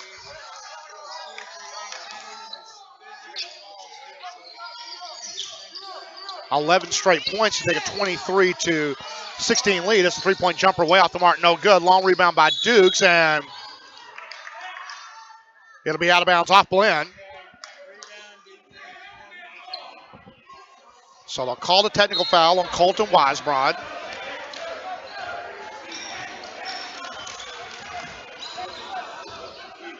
And that will be his 3rd personal foul of the ball game. So Lamar State with the basketball, coming near side. Freddie Williams Jr. into the high post. Short jumper by Albright, no good. That ball goes out of bounds off Blinn. So they'll stay with the Seahawks. So credit Marco Zelich with the rebound. His 2nd rebound of the ball game. Checking back in will be LaKendrick Heisen out of Mumford. Out of the game will be Chris Kesey. As Zelich waiting for players to clear. Gets it to Jordan Harris. Looks like Blinn has gone back. And in fact, they're going back to a 2-3 zone with a little bit of a man matchup look here. As a skip pass across, Freddie Williams Jr. fires up the 3, and that's good. Freddie Williams Jr., the most improved player in Region 14 in 2016. Hits the three-pointer for the answer on the other end, and the lead has grown to 8 for Lamar State, 26-18. A win for Lamar State. They are the 2 seed overall. And then we secure the sole possession of the South Division Championship. Baseline look. Henderson, the running jumper, no good. Loose on the baseline, Harris. Will save it up top to Diawara. Diawara 1-on-3. He's going to drive it. He's going to lead it. He's going to lay it up. It's good to foul. Diawara able to hang in the air and get that one to fall in off the glass as the lead has grown to 10. And a great job after the rebound there for Harris to get that up to Diawara, and he did the rest. 28-18. Lamar State right now on a 14-2 run to take this 10-point lead with a free throw coming up here from Diawara. And the free throw rims out, no good. Dukes along with the rebound, his fourth of the ball game, and Blinn needs some scoring in a hurry right now with 3:05 to play here in the first half. Drive down the lane, that's going to be carry. Trying to turn the corner, John Dewey picked up the dribble, looking to pass it instead of dribble it. 28-18 the lead. Lamar State wants to try to add on here with exactly 3 minutes to play. As Harris working it near side to Diawara. Drive, dish, throws it back out to Harris. Really threw it to nobody but Harris. They're waiting as Diawara, baseline look, won't take the three. Drives it, shuffles the feet a little bit. Harris fires the three. That rims out, no good. Took a look and came out. And Duke's alone rebound. He's the only player right now really doing anything for Blinn. 2:35 to play here in the first half as Henderson nearly throws it away. Almost over the head of Dewey. Skip pass down low. The layup up and good. Albright late getting there, picks up the foul. As Heisen will get the basket.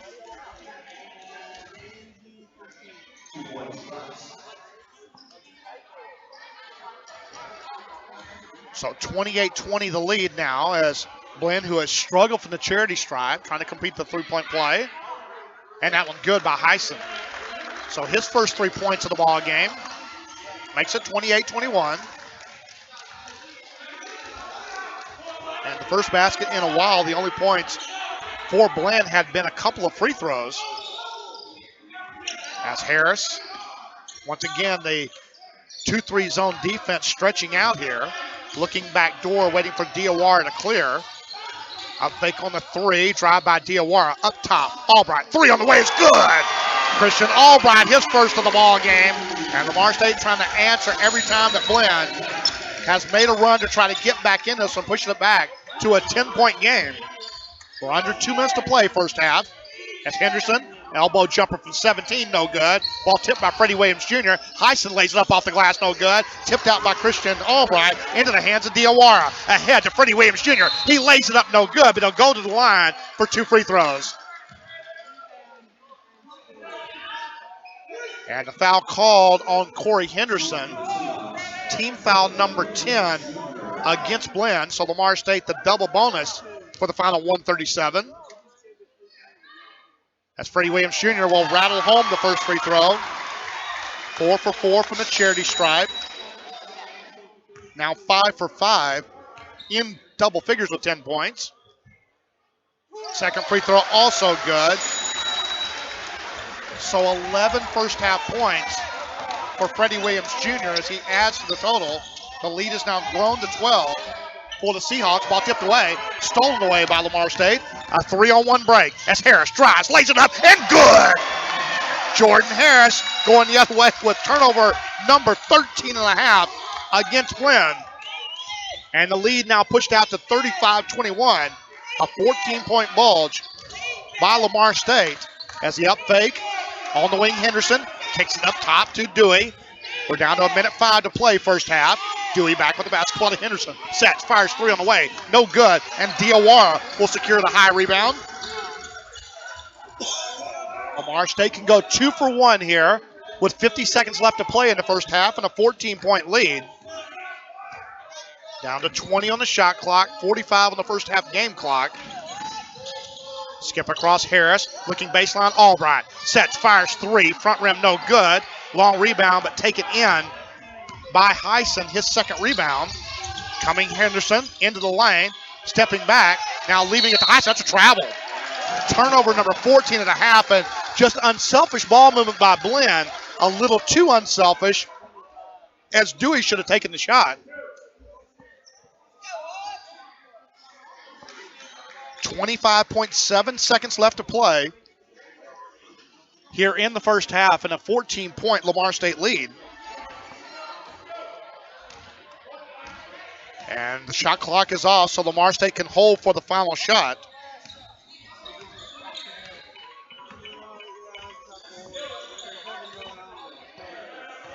Down to 11, down to 10.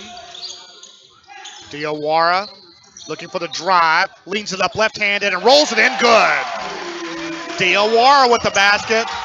Ball tipped away. That's going to do it. Lamar State will head into the locker room with a commanding 16-point, 37-21 lead as the Lamar State Seahawks close this one on a 23-3 run.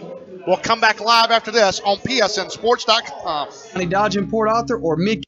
Need t-shirts from 1 to 100,000. Tyler Screen Printing. No job too small or too large. Need banners, trophies, awards, vinyl stickers? Tyler Screen Printing. Want the option to design your t-shirt online? Tyler Screen Printing has got you covered with 2 locations. Tyler Screen Printing, conveniently located at 1321 South Beckham in Tyler, or visit Athens Screen Printing in Athens. Call today, 903-630-7124. That's 903-630-7124. Online at tylerscreen.com. At Mid-County Dodge, we had a record-breaking year. So let's celebrate with low prices on every vehicle in our giant inventory. Get a new 2016 7-passenger Dodge Journey for only $19,800. That price includes warranty forever. Shop MidCountyDodge.com.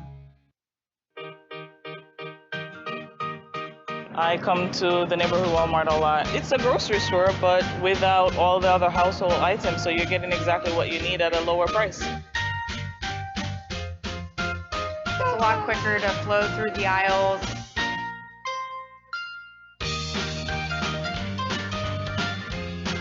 I find the prices are unbeatable. I'm here all the time for everything, produce, vegetables.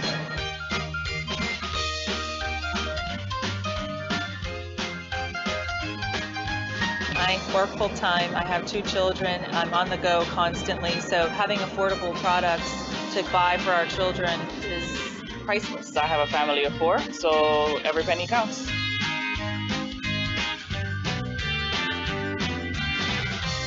Every minute counts when you're trying to get the kids home and then, ready for school the next day. The biggest thing with this place is it's very convenient, but I enjoy shopping here.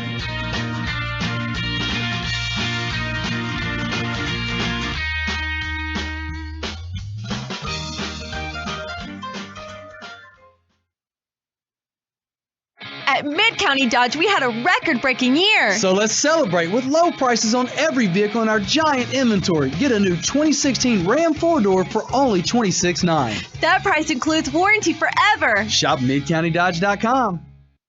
Veolia is the leading global provider of environmental solutions. By improving energy efficiency, better managing water and wastewater, and recovering resources from waste, we're supporting business and industry while protecting our Gulf Coast in a responsible way. And just like Port Arthur's Lamar State College, Veolia has a passion for excellence, helping more than 30,000 businesses and 550 communities with their environmental needs. Today, Veolia is resourcing the world for a better tomorrow. Learn more at VeoliaNorthAmerica.com.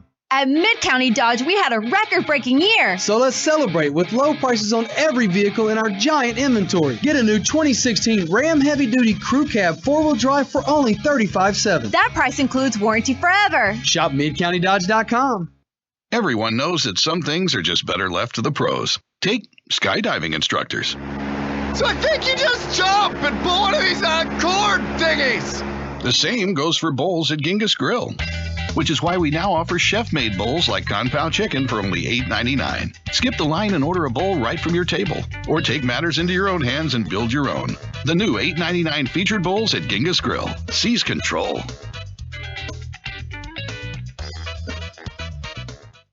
At Mid-County Dodge, we had a record-breaking year. So let's celebrate with low prices on every vehicle in our giant inventory. Get a new 2016 Jeep Cherokee for only $19,800. That price includes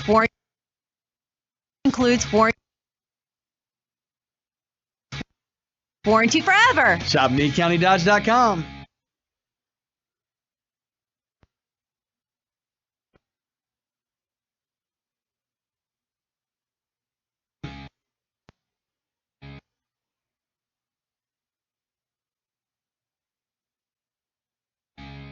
Everyone knows that some things are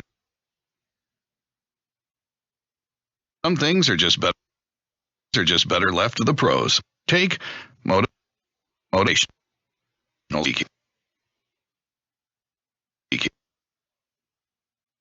speaking.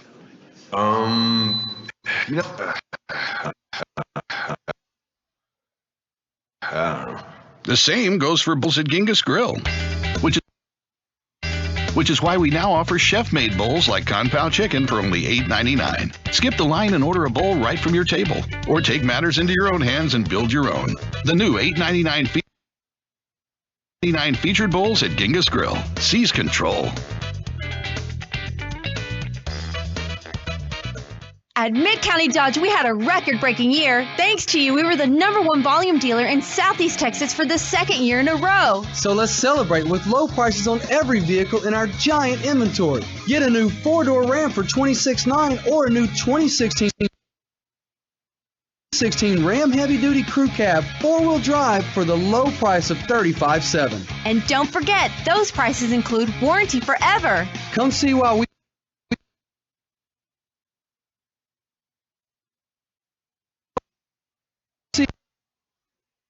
are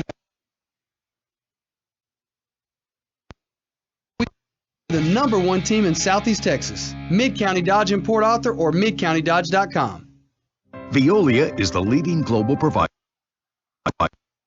of environmental solutions by improving energy efficiency, better managing water and wastewater, and recovering resources from waste. We're supporting business and industry while protecting our Gulf Coast in a responsible way. And just like Port Arthur's Lamar State College, Veolia has a passion for excellence, helping more than 30,000 businesses and 550 communities with their environmental needs. Today, Veolia is resourcing the world for a better tomorrow. Learn more at veolianorthamerica.com.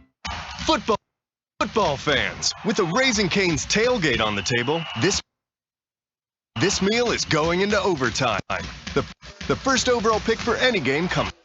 And back live here from Lamar State College in Port Arthur as we are at halftime, and it has been an incredible run. It is a 23-3 run for Lamar State after being down by 18-14.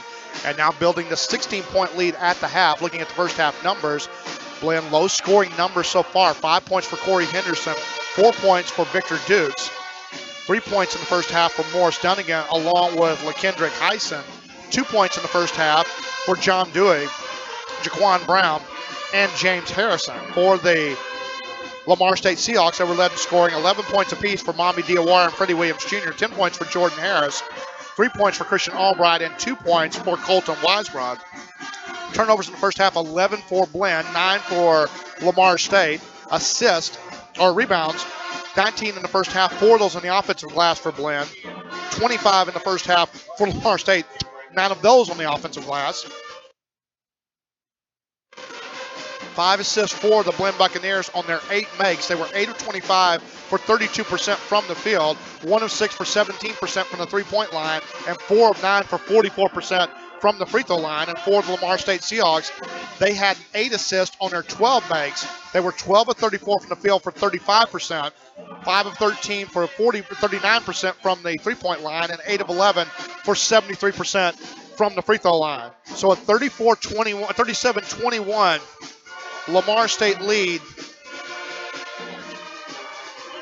at the half, as we'll come back live from the Parker Center back after this, as we'll send it to the station for a 5-minute break. Coming back after this on psnsports.com.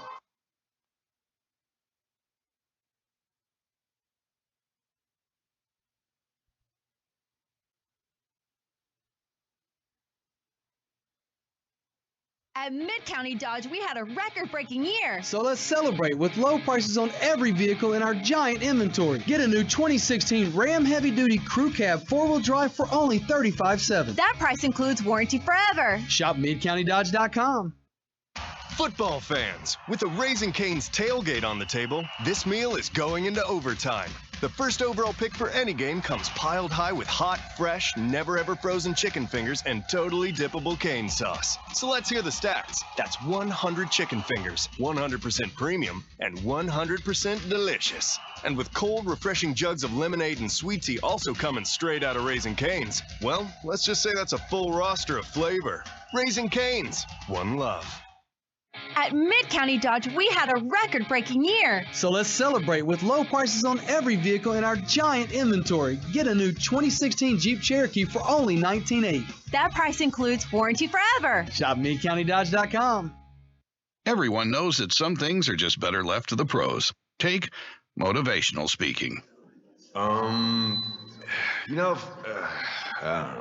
The same goes for bowls at Genghis Grill, which is why we now offer chef-made bowls like Compound Chicken for only $8.99. Skip the line and order a bowl right from your table, or take matters into your own hands and build your own. The new $8.99 featured bowls at Genghis Grill. Seize control. Veolia is the leading global provider of environmental solutions. By improving energy efficiency, better managing water and wastewater, and recovering resources from waste, we're supporting business and industry while protecting our Gulf Coast in a responsible way. And just like Port Arthur's Lamar State College, Veolia has a passion for excellence, helping more than 30,000 businesses and 550 communities with their environmental needs. Today, Veolia is resourcing the world for a better tomorrow. Learn more at veolianorthamerica.com. At Mid-County Dodge, we had a record-breaking year. Thanks to you, we were the #1 volume dealer in Southeast Texas for the second year in a row. So let's celebrate with low prices on every vehicle in our giant inventory. You choose a new 2016 Jeep Cherokee or a 7-passenger 2016 Dodge Journey for the low price of only $19,800. And don't forget, those prices include warranty forever. Come see why we are the #1 team in Southeast Texas. Mid-County Dodge in Port Arthur or midcountydodge.com. Need t-shirts from 1 to 100,000? Tyler Screen Printing. No job too small or too large. Need banners, trophies, awards, vinyl stickers? Tyler Screen Printing. Want the option to design your t-shirt online? Tyler Screen Printing has got you covered with 2 locations. Tyler Screen Printing, conveniently located at 1321 South Beckham in Tyler, or visit Athens Screen Printing in Athens. Call today, 903-630-7124. That's 903-630-7124. Online at tylerscreen.com. I come to the neighborhood Walmart a lot. It's a grocery store, but without all the other household items, so you're getting exactly what you need at a lower price. It's a lot quicker to flow through the aisles.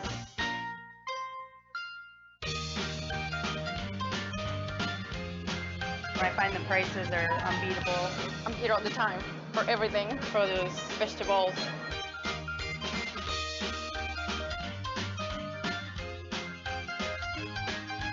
I work full time. I have 2 children. I'm on the go constantly. So having affordable products to buy for our children is priceless. I have a family of 4, so every penny counts.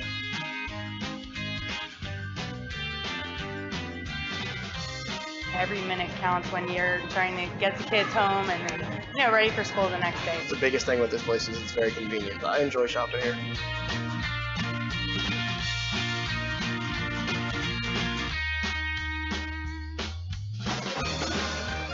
And back live here from the Carl Parker Center, taking a look around the Region 14 scoreboard, and it's women's action that has come into play and gone final. It was Trinity Valley knocking off the Blinn Lady Buccaneers 94-70.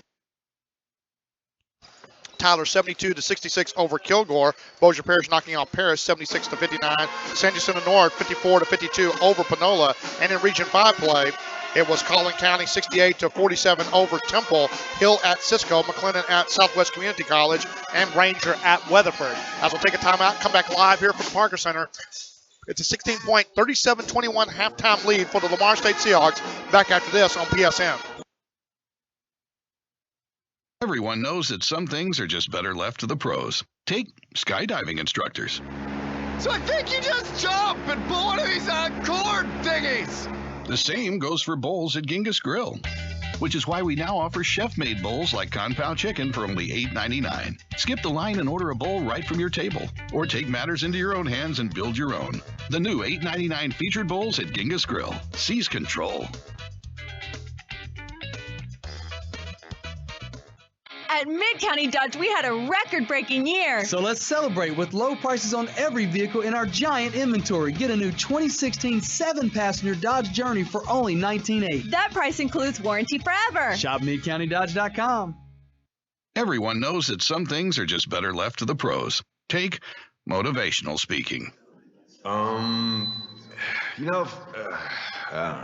The same goes for bowls at Genghis Grill, which is why we now offer chef-made bowls like Kung Pao chicken for only $8.99. Skip the line and order a bowl right from your table, or take matters into your own hands and build your own. The new $8.99 featured bowls at Genghis Grill. Seize control.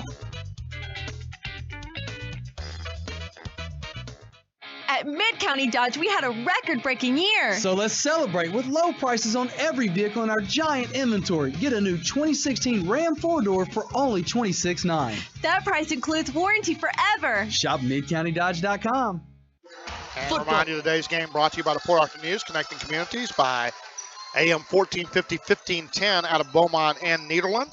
Our official radio home of the Lamar State Seahawks, and Seahawks softball will start later this week on the air on AM 1450 and 1510. Subway, try the $5 money-saving footlong sandwich menu, 1918 9th Avenue by St. Mary's Hospital, and by Domino's Pizza, with locations in Port Arthur, Nederland, Groves, Bridge City, and Orange. Order it now. You can have it before the end of the game. Quality from your source all the way to your table.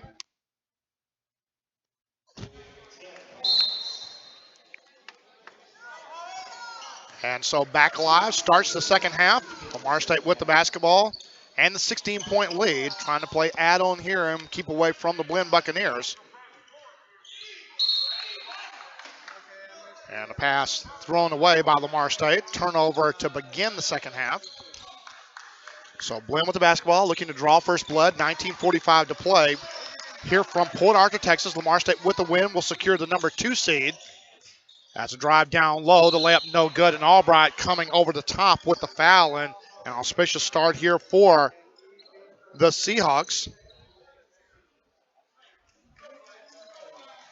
So getting to start Victor Dukes here in the second half will go to the line. And that's the place he has not wanted to be. He is 0 for 3 so far.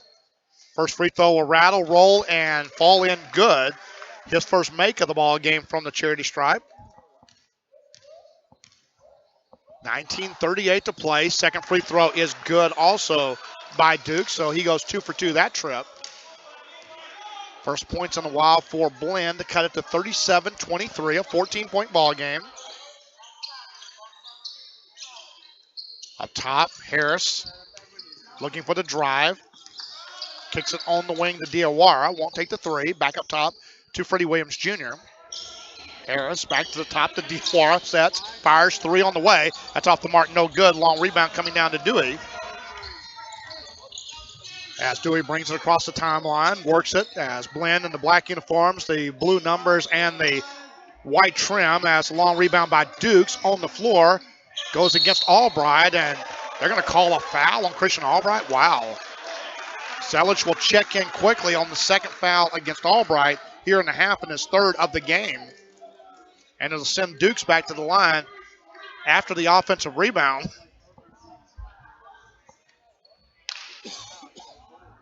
$18:57 to play here in the second half, and this is something that you have to be cognizant of for teams that we have seen struggles, particularly Angelina that had the 17-point lead here a couple of weeks ago.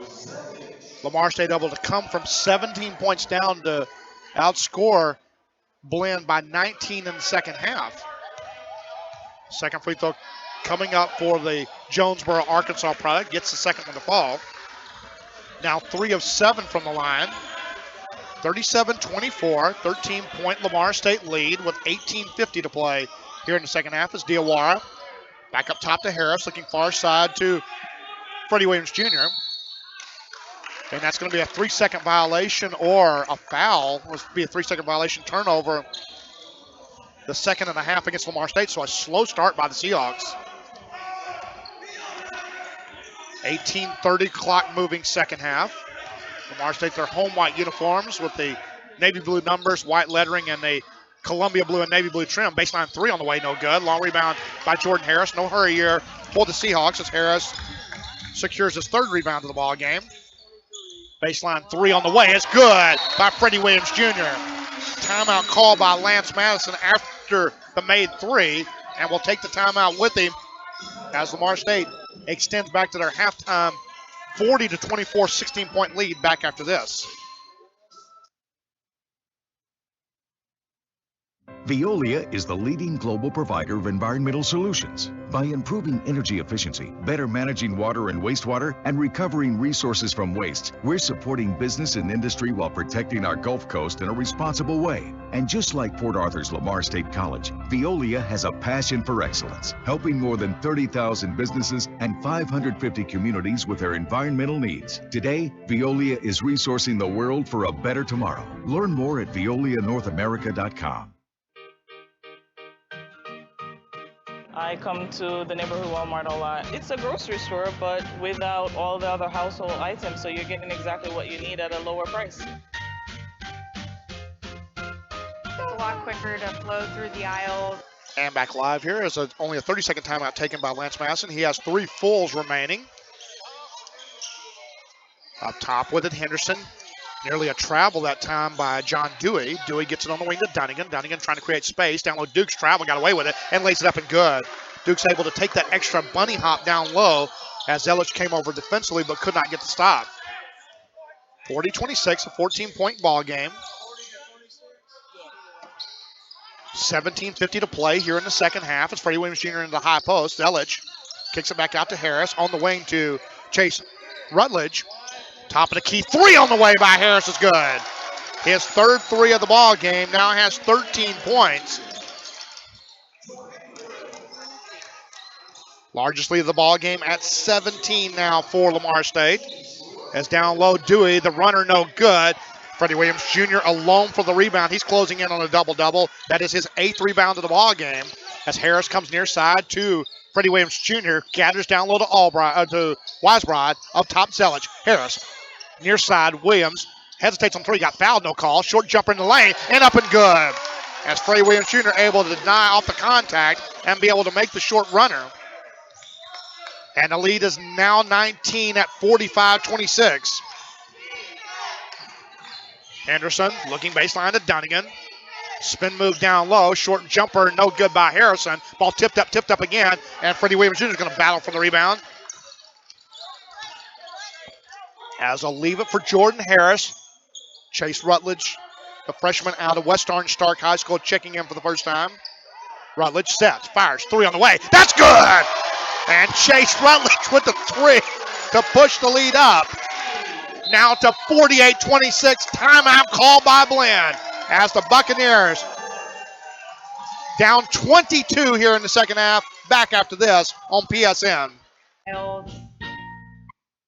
At Mid-County Dodge, we had a record-breaking year. Thanks to you, we were the #1 volume dealer in Southeast Texas for the 2nd year in a row. So let's celebrate with low prices on every vehicle in our giant inventory. Get a new 4-door Ram for $26,900 or a new 2016 Ram Heavy Duty Crew Cab 4-wheel drive for the low price of $35,700. And don't forget, those prices include warranty forever. Come see why we are the #1 team in Southeast Texas. Mid-County Dodge in Port Arthur or midcountydodge.com. Football fans, with a Raising Cane's tailgate on the table, this meal is going into overtime. The first overall pick for any game comes piled high with hot, fresh, never-ever frozen chicken fingers and totally dippable cane sauce. So let's hear the stats. That's 100 chicken fingers, 100% premium, and 100% delicious. And with cold, refreshing jugs of lemonade and sweet tea also coming straight out of Raising Cane's, well, let's just say that's a full roster of flavor. Raising Cane's, one love. At Mid-County Dodge, we had a record-breaking year. Thanks to you, we were the #1 volume dealer in Southeast Texas for the 2nd year in a row. So let's celebrate with low prices on every vehicle in our giant inventory. You choose a new 2016 Jeep Cherokee or a 7-passenger 2016 Dodge Journey for the low price of only $19,800. And don't forget, those prices include warranty forever. Come see why we are the #1 team in Southeast Texas. Mid-County Dodge in Port Arthur or midcountydodge.com. Right now, all Lamar State up 22, 48-26 as the ball kicked out Henderson over to Dunnigan. 3-point jumper, no good. Duke's gathering the rebound, and that's going to be number 4 on Colton Wisebrod. So he'll have to check out of the ball game with his 4th personal as Diawara will check back in quickly. And Rutledge is not going anywhere. He's staying in the ball game. It's the 4th on Colton Wisebrod. So credit Dukes with the rebound. That is his 4th offensive rebound, his 7th overall. As Henderson gets it up top to Dewey. Sets, fires 3. That's short. Rebound down to Freddie Williams Jr. That is the 10th rebound of the ball game. So Freddie Williams Jr. in his final home game as a sophomore. Turnaround jumper from 17 is no good. As Dewey coming up with the rebound and then carried the ball once again. As Dewey looking to pass it before he had complete control of it. Second turnover of the half against the Blinn Buccaneers. And Lamar State still a chance to add to the 22-point, 48-26 lead with 15:30 to play. As Harris working contact that time with Dewey. Drive down the lane. Rutledge wraparound pass down low to Zelich. Zelich trying to clear space. Up top to Freddie Williams Jr. He'll gather, and he's fouled. Tries to get in the lane on the shot. Dewey with the push. First team foul of the half against the Blinn Buccaneers and out of bounds to Lamar State. Diawara looking to get it inbounds. Throws it away. As that time they'll call the reach-in foul on Chase Rutledge, who was on the floor. So Rutledge trying to crawl out of the way to keep from getting run over. That's already 4 team fouls against Lamar State to start the second half of play. And Dukes will go to the line once again for a pair of free throws, as he's been able to live at the free throw line and misses another. 3 of 8 now for Dukes.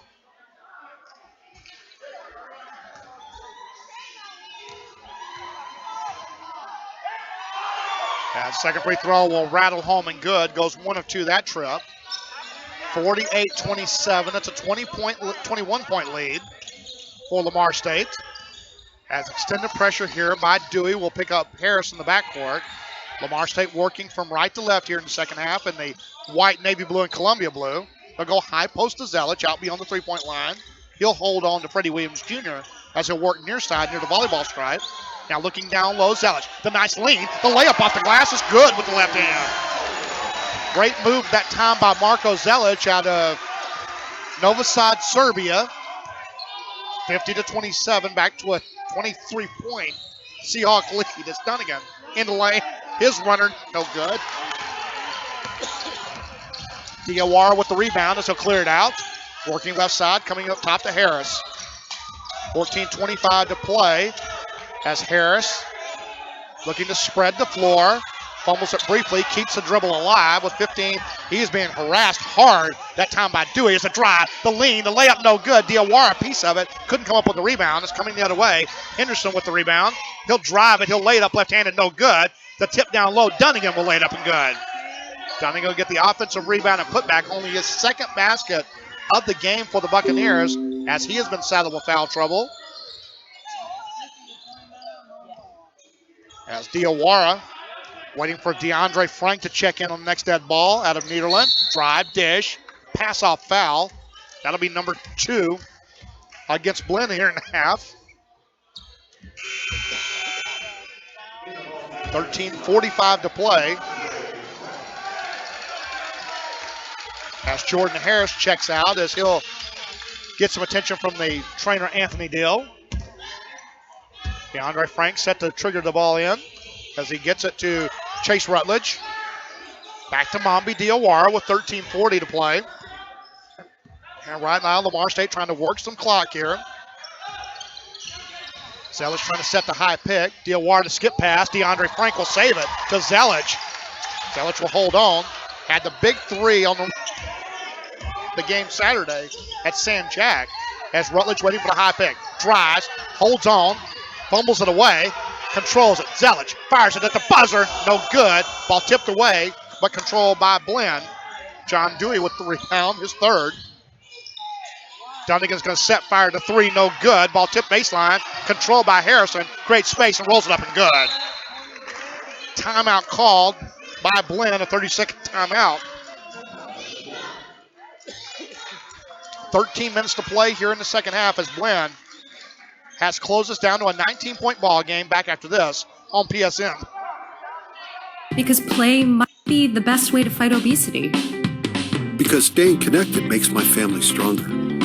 Because a safe place after school can lead to success in school. Because physical activity is vital to my health and well-being. Because I need to make my world better. Because playing team sports teaches character and social skills. Because we need each other. Because we need each other. Because we need each other.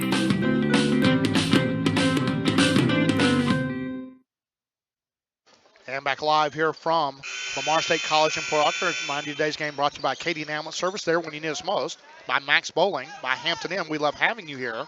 By Farnham Park Apartments, start living the dream. Come home to Farnham Park. By Pine Tree Lodge, by MCM Elegante. Try their breakfast at Hemingway's Cafe or trade wins for Thursday steak night coming up tomorrow night. A reach-in foul on the inbounds, and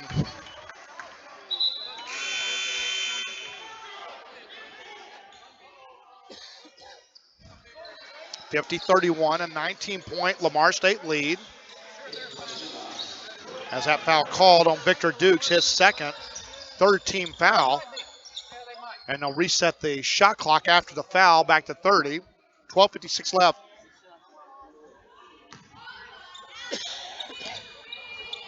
On the second half game clock.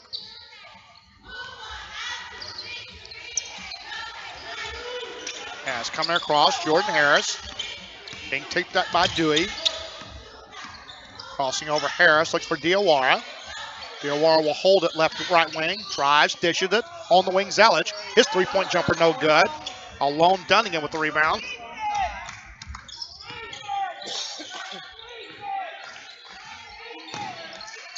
Down low, the short runner no good. Ball tipped away by Zelich. Ahead to Jordan Harris. Harris in no hurry with the basketball as he looks to turn the corner. Now holds on.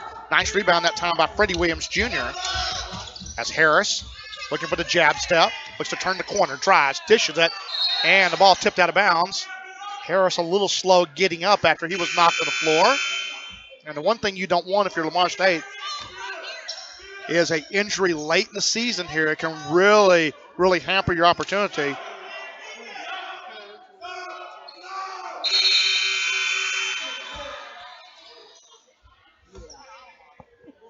.12:09 to play, second half. Lamar State with the basketball. DeAndre Frank will set the trigger the ball in. Frank will come near side to Harris. Up top to Freddie Williams Jr. Down low spin move by Zelich. Ball tipped away, and it'll be a held ball coming over. Harrison gets the block. And right now the offense has slowed down dramatically with Albright and Colton Weisbrot on the bench.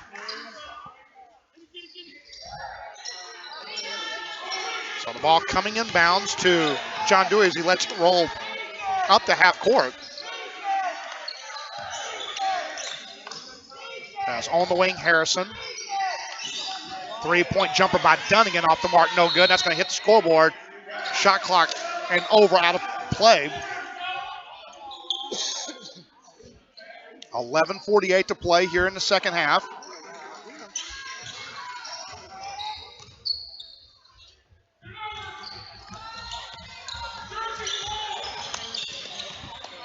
The ball in a 19-point lead for Harris. And right now you don't want to put this in the deep freeze if you're Lamar State. You want to continue to attack as Harris continues to hold the ball, gets the bag, drives it to the basket, lays it up, gets the foul and the opportunity for the three-point play the old-fashioned way. Just a tremendous move by Harris on the floor at the top of the key. And Lance Madison asking why there wasn't a foul called initially. Substitution coming in as that reach-in called on Victor Dukes, his third.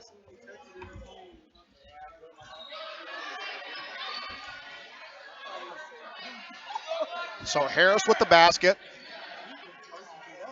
52-31, back to a 21-point lead. He can push us to a 22-point lead with this free throw. And so substitutions continuing to come in for Blinn as Coach Scott Schumacher trying to find a combination here that's going to work. And that's one of those plays that can sort of signify it's not your night if you're a Blinn Buccaneer fan. So 11:27 to play as Harris with the free throw, and this one off the back rim, no good. So the lead will stay at 22. As Dewey comes across to Dunnigan.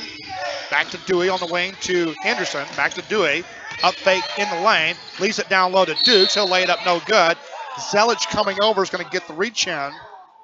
Team foul number 5 on Lamar State.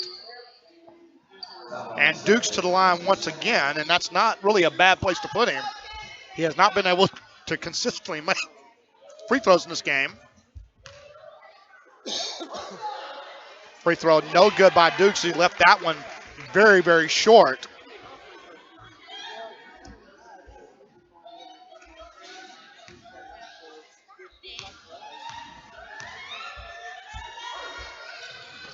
Second free throw no good by Dukes. Dunnigan though with the rebound. Ball tipped up.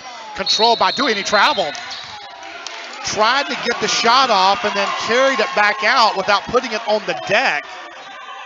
And just rushed that play because he was wide open for the shot initially after the rebound. So Dewey will get credit for an offensive rebound and the turnover. That is number 5 of the half and 19 in the game for Blinn. Now Harris being picked up by Dewey. Harris backing Dewey down below the timeline.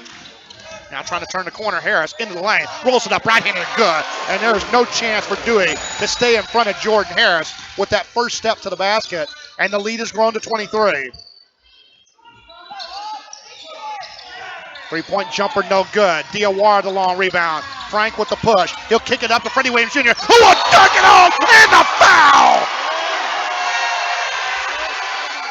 Great look by DeAndre Frank to get the pass ahead to Freddie Williams Jr. who was running the floor.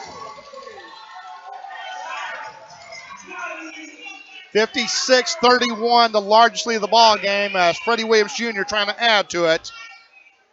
And another highlight play for the sophomore from Douglas High School in Memphis, Tennessee. The lead now 26. As looking far side, Dunnigan. He's going to fire up the three, and that's good. And he can get hot in a hurry. His first three-pointer of the ball game. 57-34, back to a 24-point lead, or 23-point lead. Harris waiting for the high pick, drives, kicks it back out to Diawara. He'll drive it down the lane. He's fouled. He gets fouled again, no call. Zelich fighting for the loose ball, but taken in by Dewey. Fifth rebound for Dewey as a drive to layup, left-handed, good. Dewey off the glass with the basket. That's 5 in a row now for Blinn to cut it down to a 22-point ball game. 57-36.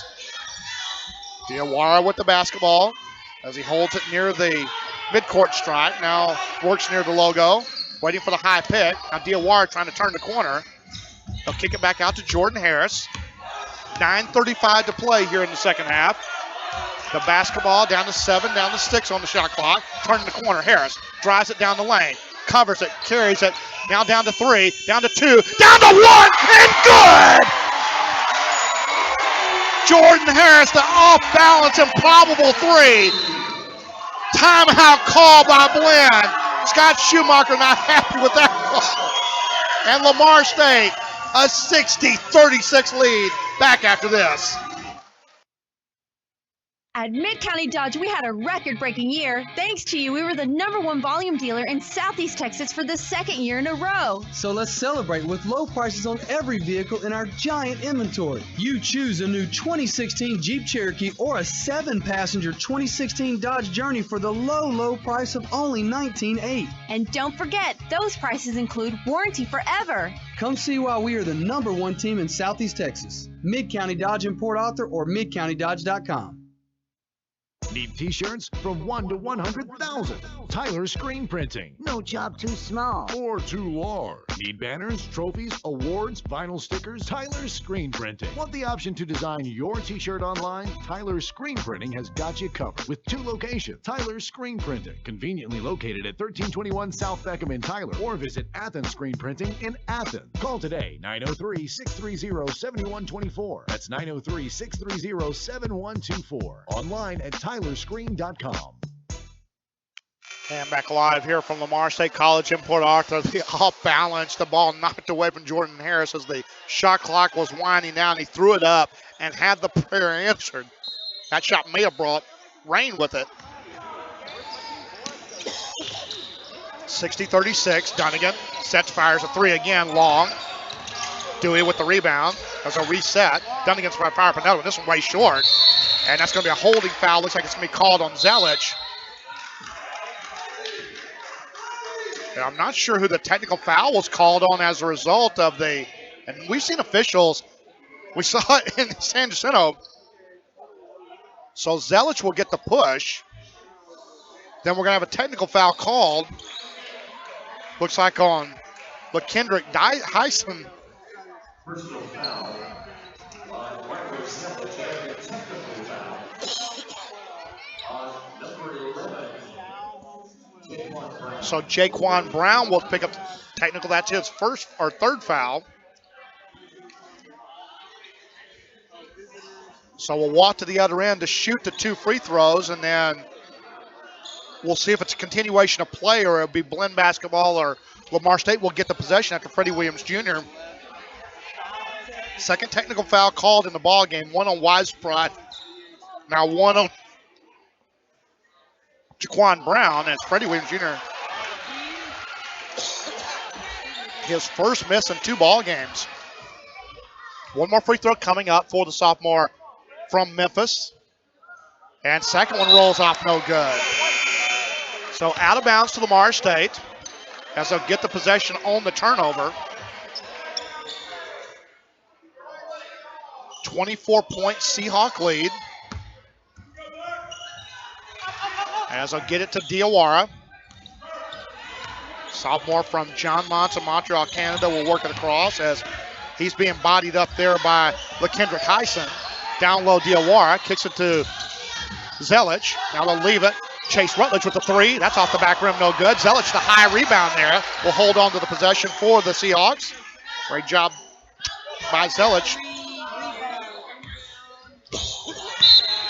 And that's going to be a holding foul coming over by Heisen, his first.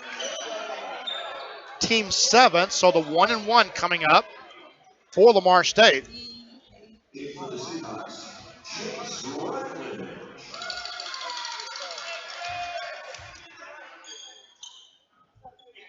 As Diawara with the free throw rattles it home, and he'll get the bonus. 61-36, one more free throw coming up for Diawara. Can push this back to a 26-point lead, 62-36. Matches the largest lead of the ball game for the Seahawks with 8:30 to play. Up top, Dewey looking down low. Nice no-look pass that time to Dukes as Rutledge is going to get dirty and get a rebound. Second rebound for Chase Rutledge in the ball game as Diawara will hold on with 8:20 to play here in the second half, and Lamar State in control by 26. Up top, Zelich. Looking on the wing, Diawara. Back up top to Freddie Williams Jr. On the wing, they'll hold on to Diawara. Diawara the crossover dribble, the drive, the lean, the shot no good, and that will be a shot clock violation as the time was winding down. Only the third turnover of the second half against the Seahawks. Just under 8 minutes to play here in the second half. And so Dewey will wait for it to cross the midcourt stripe as he'll pick up the dribble. Near side, we'll get it back to Dewey, the far side to Dunnigan. Three-point jumper off the mark once again, and that one woefully short. Diawara, another rebound. Pass down low, Freddie Williams Jr., the nice look from Diawara.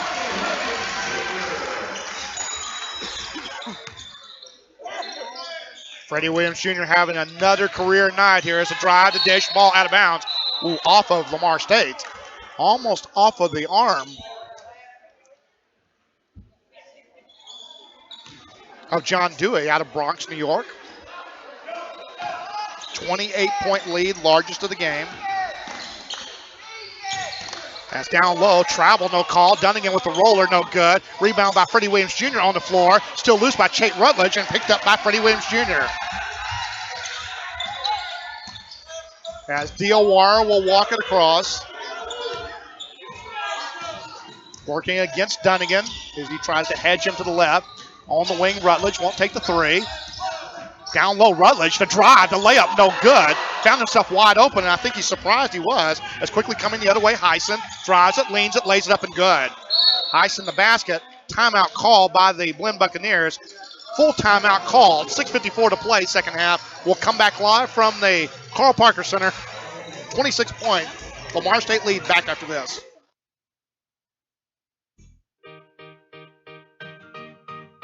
I come to the neighborhood. Everyone knows that some things are just better left to the pros. Take skydiving instructors.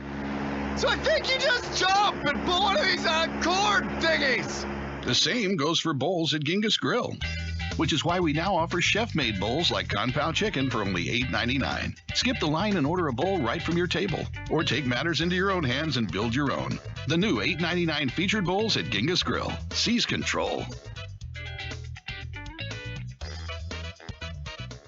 At Mid-County Dodge, we had a record-breaking year. So let's celebrate with low prices on every vehicle in our giant inventory. Get a new 2016 7-passenger Dodge Journey for only $19,800. That price includes warranty forever. Shop MidCountyDodge.com. Everyone knows that some things are just better left to the pros. Take motivational speaking. I don't know. The same goes for bowls at Genghis Grill, which is why we now offer chef-made bowls like Conpound Chicken for only $8.99. Skip the line and order a bowl right from your table, or take matters into your own hands and build your own. The new $8.99 featured bowls at Genghis Grill. Seize control. And back live here from Lamar State College in Port Arthur. Lamar State 6:47 away from a outright South Division title and a number 2 overall seeding in Region 14 play. Ball tipped away and stolen away as coming over David Blaylock with the steal on Mami Diawara. Down low to drive by the Buccaneers. And a whole bunch of new numbers in there as the shot is going to be up and good. That's going to be a technical. That's just a dumb technical right there by Jurius Kesey.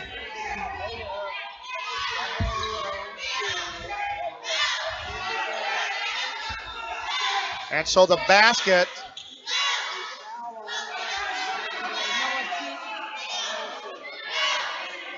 and it looks like Kesey's going to pick up the technical as he'll get the basket. The foul called on Freddie Williams Jr. His second.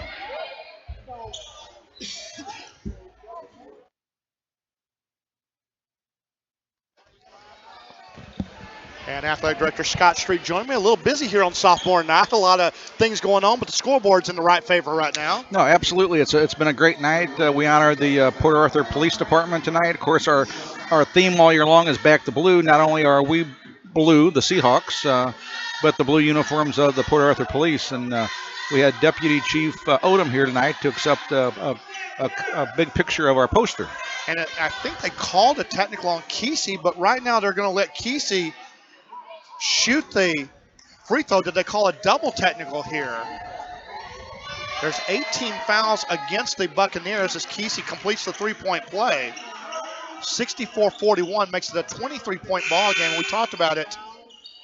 We'll go to the other end, and now Freddie Williams Jr. will shoot 2 free throws on the technical, and then Lamar State will get the basketball back. A little bit different in administering. I thought you shot the technicals first, then shoot the bonus free throw.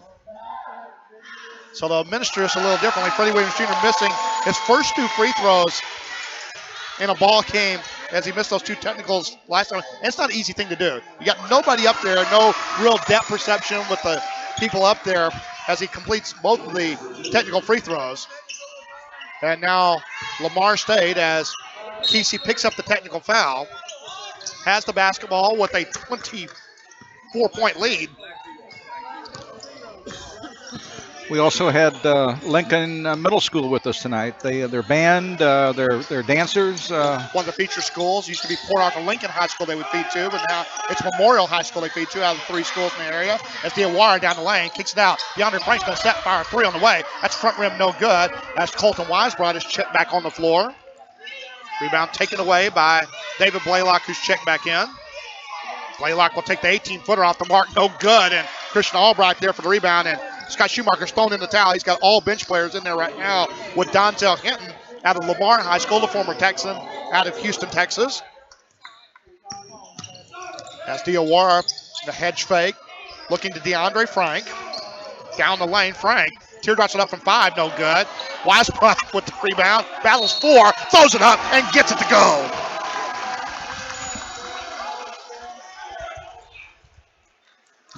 Then you mentioned senior night. What Coach Madison likes to do is do it after the game. Well, we're going to have sophomore night here. Sophomore night, excuse me. Had senior night last night at St. Thomas in Houston, and it's the same atmosphere. You got kids that have played in your program for a couple of years now. Colton Weisbrot and Christian Albright, only 1-year players, but their contributions cannot be measured in the time they've been here at the school. Well, and I think what most schools do it before the game, and I think that brings all the emotions out of the last game. And I think the way Coach Madison likes to do it is really good. After the game. After the game's over with, and concentrate on business first, and then do the emotional side of it. Three-point jumper on the way, no good. Long rebound. Chase Rutledge will get his third of the ball game. 5:11 to play. All we need is the final score as Blinn has thrown in the towel on this one. And this is one of the first times we've seen this year for Lamar State an opportunity to play keep away here at the end of a ball game. As Christian Albright looking down low. Colton Weisbrot, spin move. Down low, lays it up, no good, but he'll get the foul. Emmanuel Sanasi, the 6'4 freshman. And we know how close this game was 3 weeks ago when they met over at Brenham, Texas. And Weisbrot may have fell on that left hip. He's got a little bit of a stinger on there.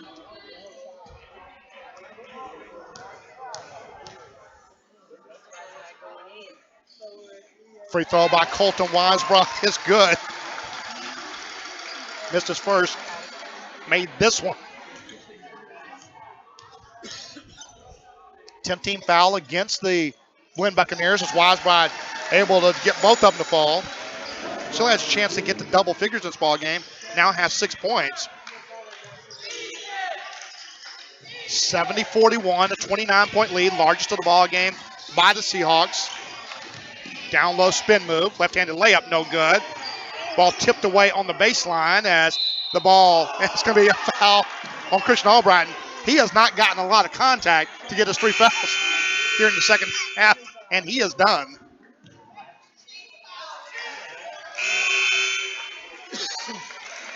So Zelich checks in. Albright with a wry smile as he heads to the bench. And his numbers won't indicate how important he's been this season to this Lamar State Seahawks team.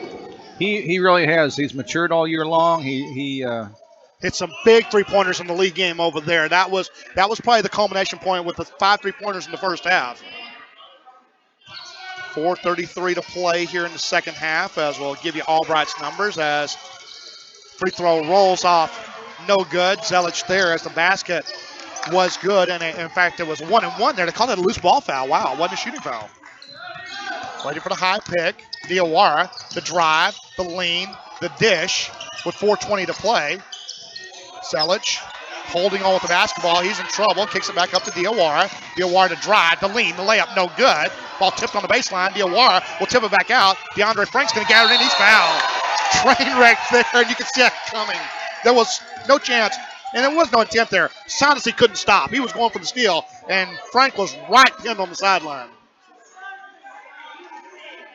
I think he saw that coming too and still stood there and took the shot. A football player sucked that body up and tried to sit there and hold the contact, and he knew it was coming.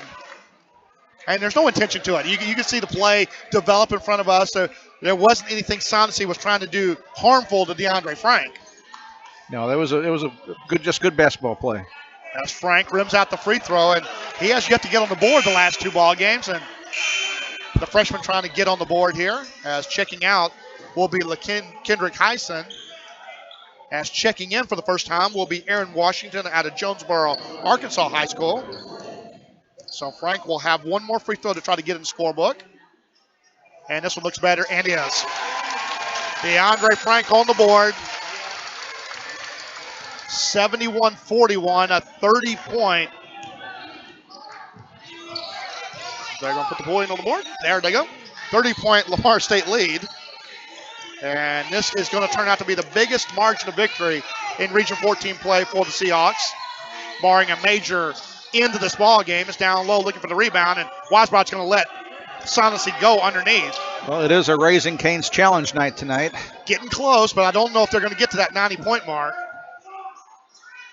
71-43 as the ball got loose, and they'll wait for the inbound as they'll come in quickly. DeAndre Frank. Diawara. And you don't want to have to bring back in Freddie Williams Jr. and Jordan Harris here. That's going to be an offensive foul, looks like on Diawara. For Diawara, that will be his first personal. That is the 19th foul.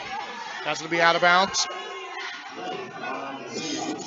12th turnover against the Lamar State Seahawks here in the half, or in the game.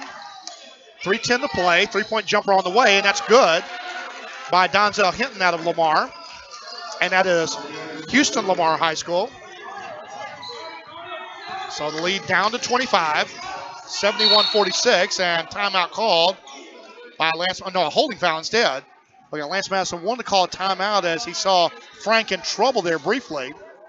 Now Diawara's going to go to the line as it looks like that.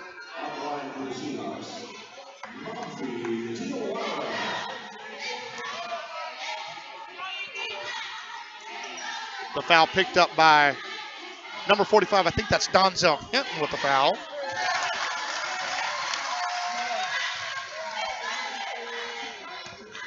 And in fact, that's not number 45. We'll wait to see officially. Yes. That could be Corey Colvin out of Brenham, Texas.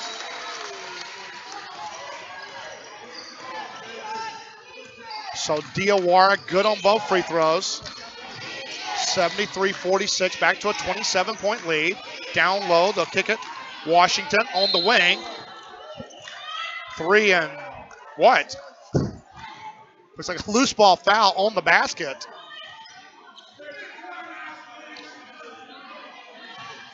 And it looks like Diawara picking up the foul. So they'll call the three-pointer good. And I think in college you can't do the NBA rule. I think you can only give them one free throw on a made basket. It's not going to be a 1-and-1 here. We'll wait to see as Blinn down now by 24 with 2:43 to play. This one in the books. We'll come back live after this on PSN. Golden Triangle Emergency Center, voted #1 ER in the county, sets the gold standard for emergency care in Southeast Texas. Our patients are seen within minutes of walking through the door by a board-certified emergency room physician and emergency room trained staff. And our state-of-the-art equipment and friendly concierge level of service means that at Golden Triangle Emergency Center, you won't just be greeted with a smile, you'll be leaving with one too.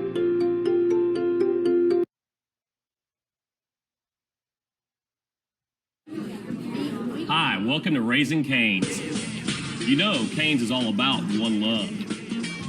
It's chicken fingers that are always fresh, never ever frozen.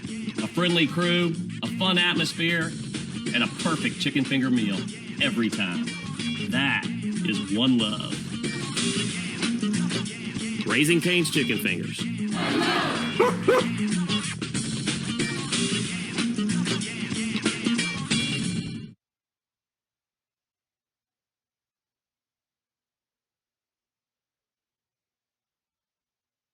And back live here from Lamar State College in Port Arthur. 2:43 to play. 10th team foul on the Seahawks, so this could be a 5-point play here as a free throw rims out, no good. And in fact, this is Link Kabayambe. Second free throw also no good as Diawara tips the rebound over to Colton Weisbrod. 73-49.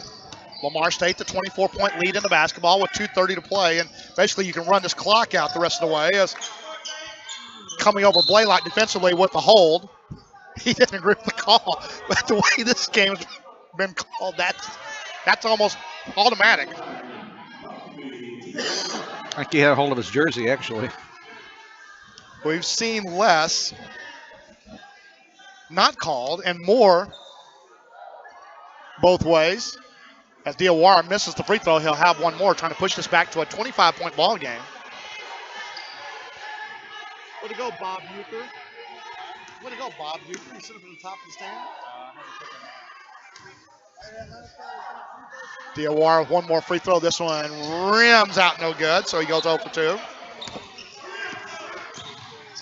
Still 24-point ball game. As he'll skip it down low, spin move in the lane, pass down low, and the layup up and good.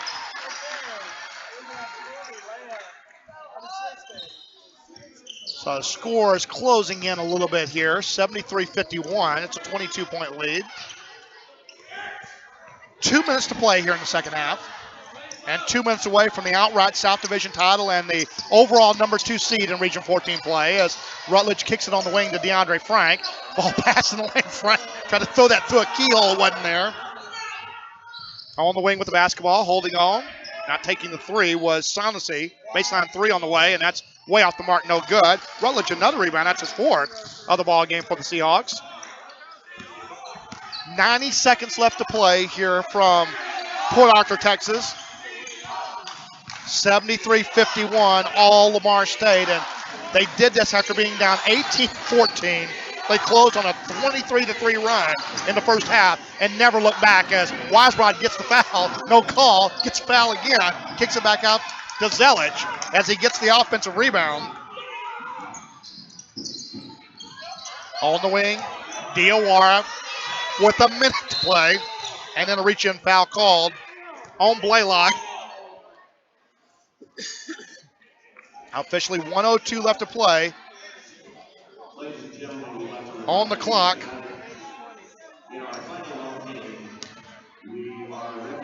As Diawara good on the free throw as he tries to shoot over Ed Twist there.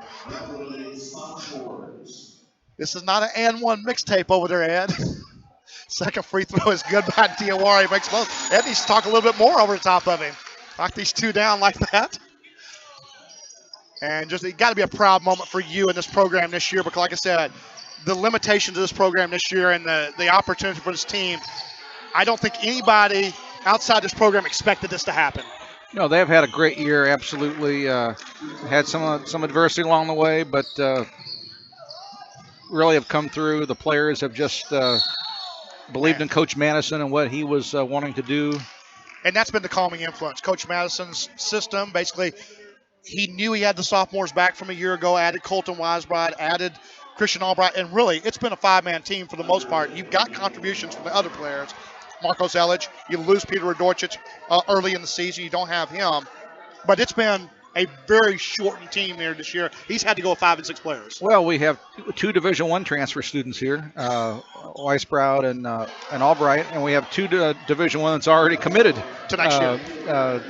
Harris and Weisbrod again going to Lamar University. And I think Freddie Williams' stock is going through the roof right now, the way he has played down the stretch. As DeAndre Frank finally gets the second free throw to go. We had 3 four-year schools here, 2 Division I coaches and a Division II coach here tonight. 76-53. Clock winding down on the home season for Lamar State. It's going to be a happy total at the end as Rutledge gets the tip over from Weisbrod. 37 down to 36 as Rutledge will walk it across. Holding on near the timeline, 76-53 as he's picked up top by Shaughnessy. He'll reset with the dribble. This freshman from West Orange Stark High School, a shortstop and a pitcher in baseball. He was the quarterback in football. He was the point guard in basketball. He'll drive it. He'll leave it. He'll lay it up and good. Pass coming forward for Blinn. On the wing, set, fire 3 on the way, good. His foot was on the line there. And in fact, they'll call the long 2. And the clock winding. Diawara will dribble it out. And that will do it. Your Region 14 South Division champions, the Lamar State Seahawks, will come back with the postgame show back after this on PSN.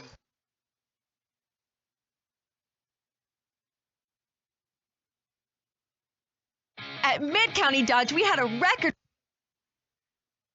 record-breaking year. So let's celebrate with low prices on every vehicle in our giant inventory. Get a new 2016 Ram 4-door for only $26,900. That price includes warranty forever. Shop MidCountyDodge.com. Football fans, with a Raising Cane's tailgate on the table, this meal is going into overtime. The first overall pick for any game comes piled high with hot, fresh, never-ever frozen chicken fingers and totally dippable cane sauce. So let's hear the stats. That's 100 chicken fingers, 100% premium, and 100% delicious. And with cold, refreshing jugs of lemonade and sweet tea also coming straight out of Raising Cane's, well, let's just say that's a full roster of flavor. Raising Cane's, one love. Veolia is the leading global provider of environmental solutions. By improving energy efficiency, better managing water and wastewater, and recovering resources from waste, we're supporting business and industry while protecting our Gulf Coast in a responsible way. And just like Port Arthur's Lamar State College, Veolia has a passion for excellence, helping more than 30,000 businesses and 550 communities with their environmental needs. Today, Veolia is resourcing the world for a better tomorrow. Learn more at veolianorthamerica.com. I come to the neighborhood Walmart a lot. It's a grocery store, but without all the other household items, so you're getting exactly what you need at a lower price. It's a lot quicker to flow through the aisles.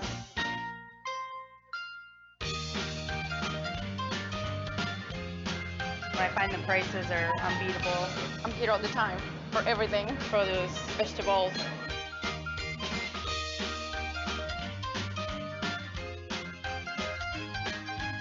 I work full time. I have 2 children. I'm on the go constantly. So having affordable products to buy for our children is priceless. I have a family of 4, so every penny counts.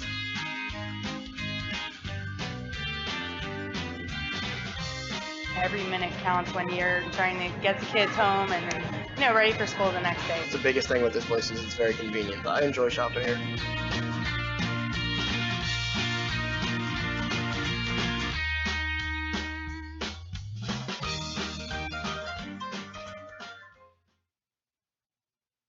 At Mid-County Dodge, we had a record-breaking year. Thanks to you, we were the #1 volume dealer in Southeast Texas for the 2nd year in a row. So let's celebrate with low prices on every vehicle in our giant inventory. Get a new 4-door Ram for $26,900 or a new 2016 Ram Heavy Duty Crew Cab 4-wheel drive for the low price of $35,700. And don't forget, those prices include warranty forever. Come see why we are the #1 team in Southeast Texas. Mid-County Dodge in Port Arthur or MidCountyDodge.com.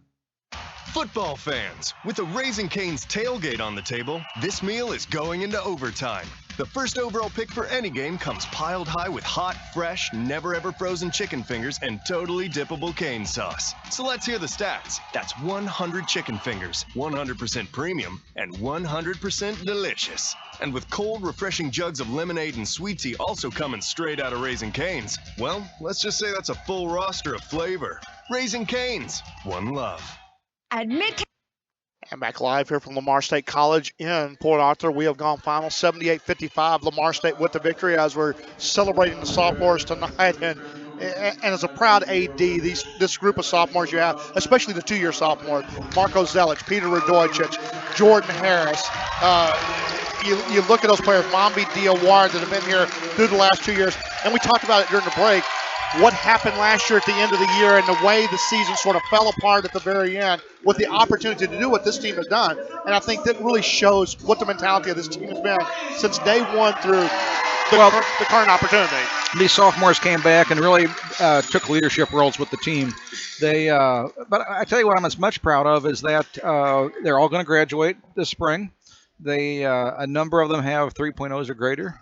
So a number of them on the Director of Athletics honor roll, 3.0 or better. And I think that they've done a lot of community service. I think they've grown as a person. And really, it becomes personal because this is probably a crowd that is very tight-knit. We see it at the banquet. We see it with all the contributions, both softball, with the volleyball program, even last year with the basketball program, throughout the 7 or 8 years that you've been Division I. And I think that every year is a building block through this community because they embrace this school, this community, and everything. And you look at it with the attendance. You've been top 10 and top 5 in the attendance in the last 4 or 5 years, and you'll put up a big number again this year. Well, we started in 12, 13. We were 10th, and 13, 14, 5th. Last year 8th, and I was told this afternoon that we're currently in 5th place nationally.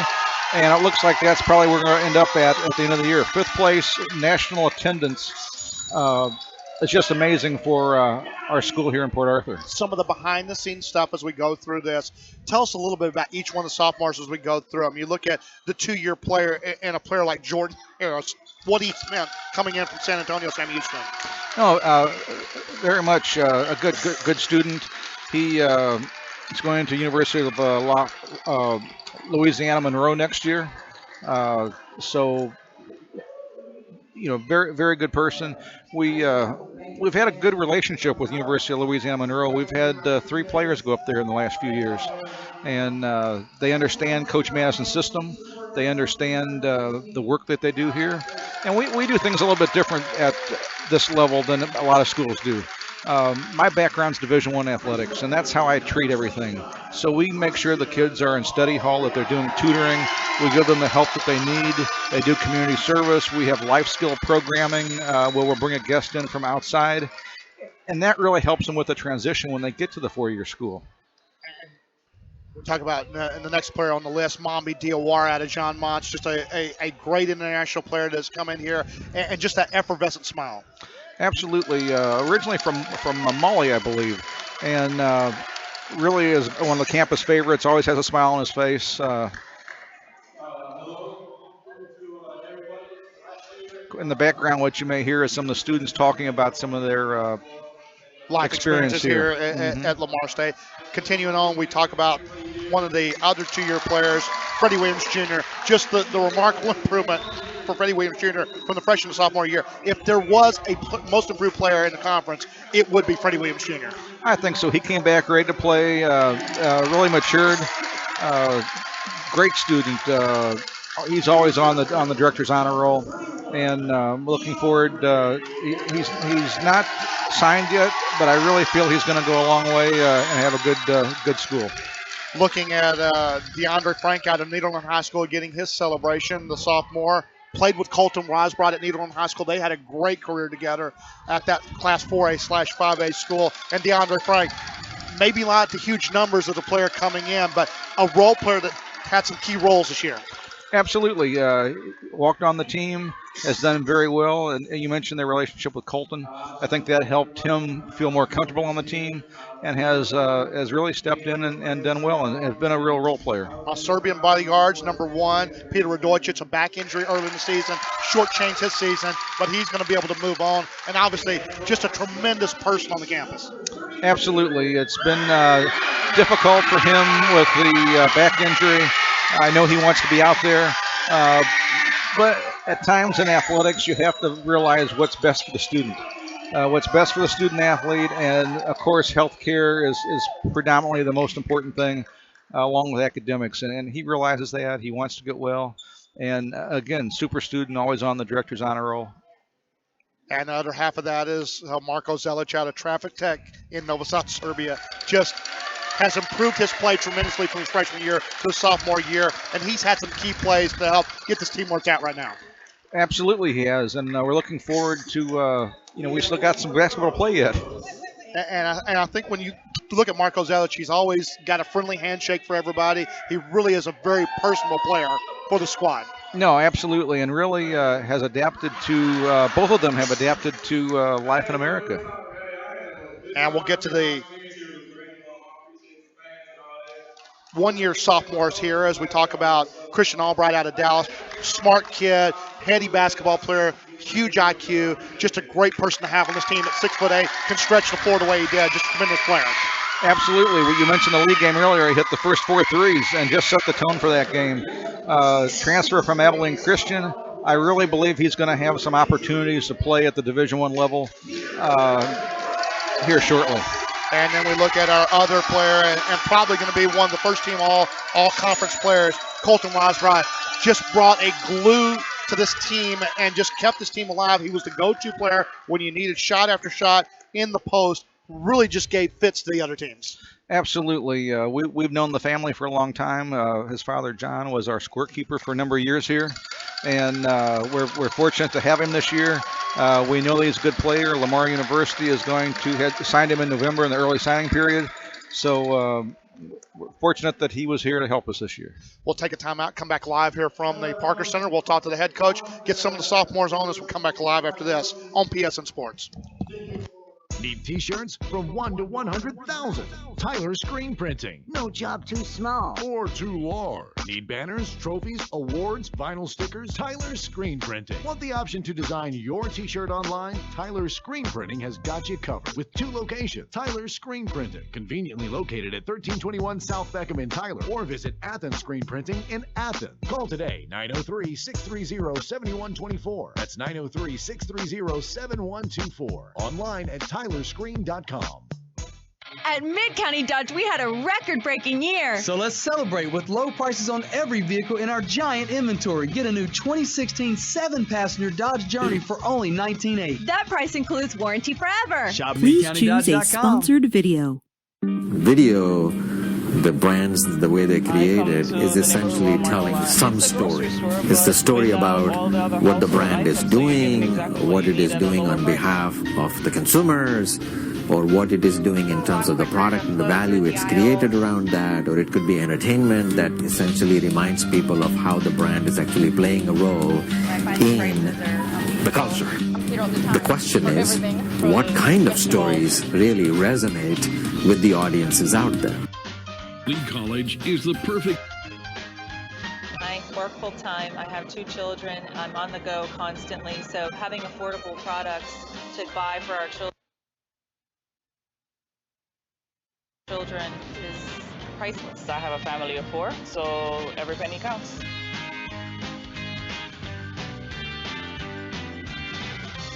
Every minute counts when you're trying to get the kids home and then, ready for school the next day. The biggest thing with this place is it's very convenient. I enjoy shopping here.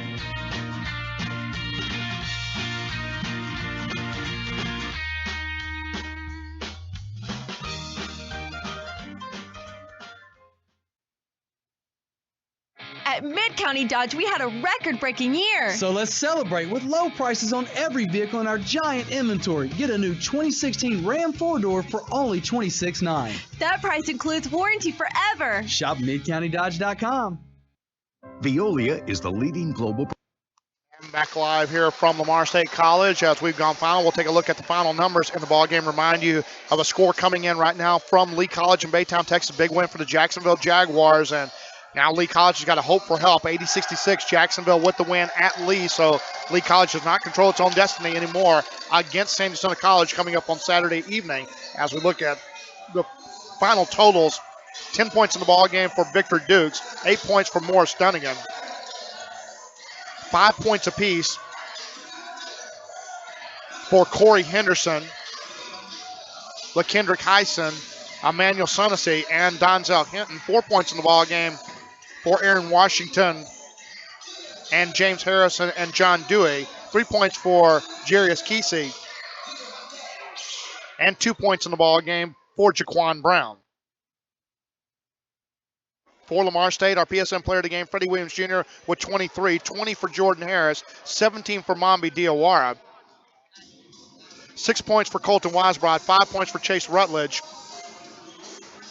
3 points for Christian Albright, and 2 points apiece for Marco Zelich and DeAndre Frank. 13 turnovers in the ball game for the Blinn Buccaneers. 17 turnovers for the Lamar State Seahawks as Lance Massing getting doused at midcourt.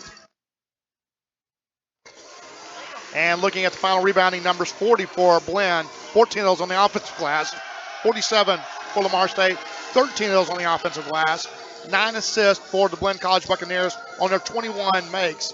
21 out of 60 for 35%, 4 of 23 from the three-point line for 17%, and 9 of 22 for 41% for the Seahawks, for the Blinn Buccaneers, and for the Lamar State Seahawks. They had 14 assists on their 24 makes. 24 of 60 from the field for 40%, 9 of 21 for 43% from the three-point line, and 21 of 32, 66% from the free throw line. Lamar State, after trailing 18-14, went on a 23-3 run to close out the first half to take a 37-21 lead. They outscored Blinn 41-34 in the second half for our 78-55 total. And we'll come back after this from Port Arthur, Texas on PSNSports.com. At Mid-County Dodge, we had a record-breaking year. So let's celebrate with low prices on every vehicle in our giant inventory. Get a new 2016 Ram Heavy Duty Crew Cab 4-wheel drive for only $35,700. That price includes warranty forever. Shop MidCountyDodge.com. Everyone knows that some things are just better left to the pros. Take skydiving instructors. So I think you just jump and pull one of these cord thingies. The same goes for bowls at Genghis Grill, which is why we now offer chef-made bowls like Conpow Chicken for only $8.99. Skip the line and order a bowl right from your table, or take matters into your own hands and build your own. The new $8.99 featured bowls at Genghis Grill. Seize control.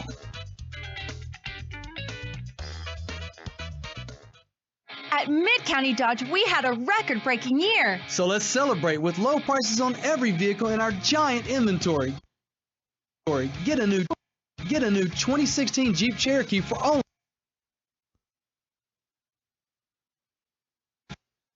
only $19,800. That price includes warranty.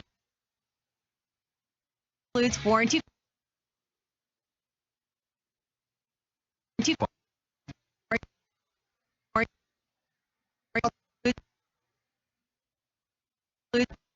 warranty forever. Shop MidCountyDodge.com. Everyone knows that some things are better left for pros. Take the Venals.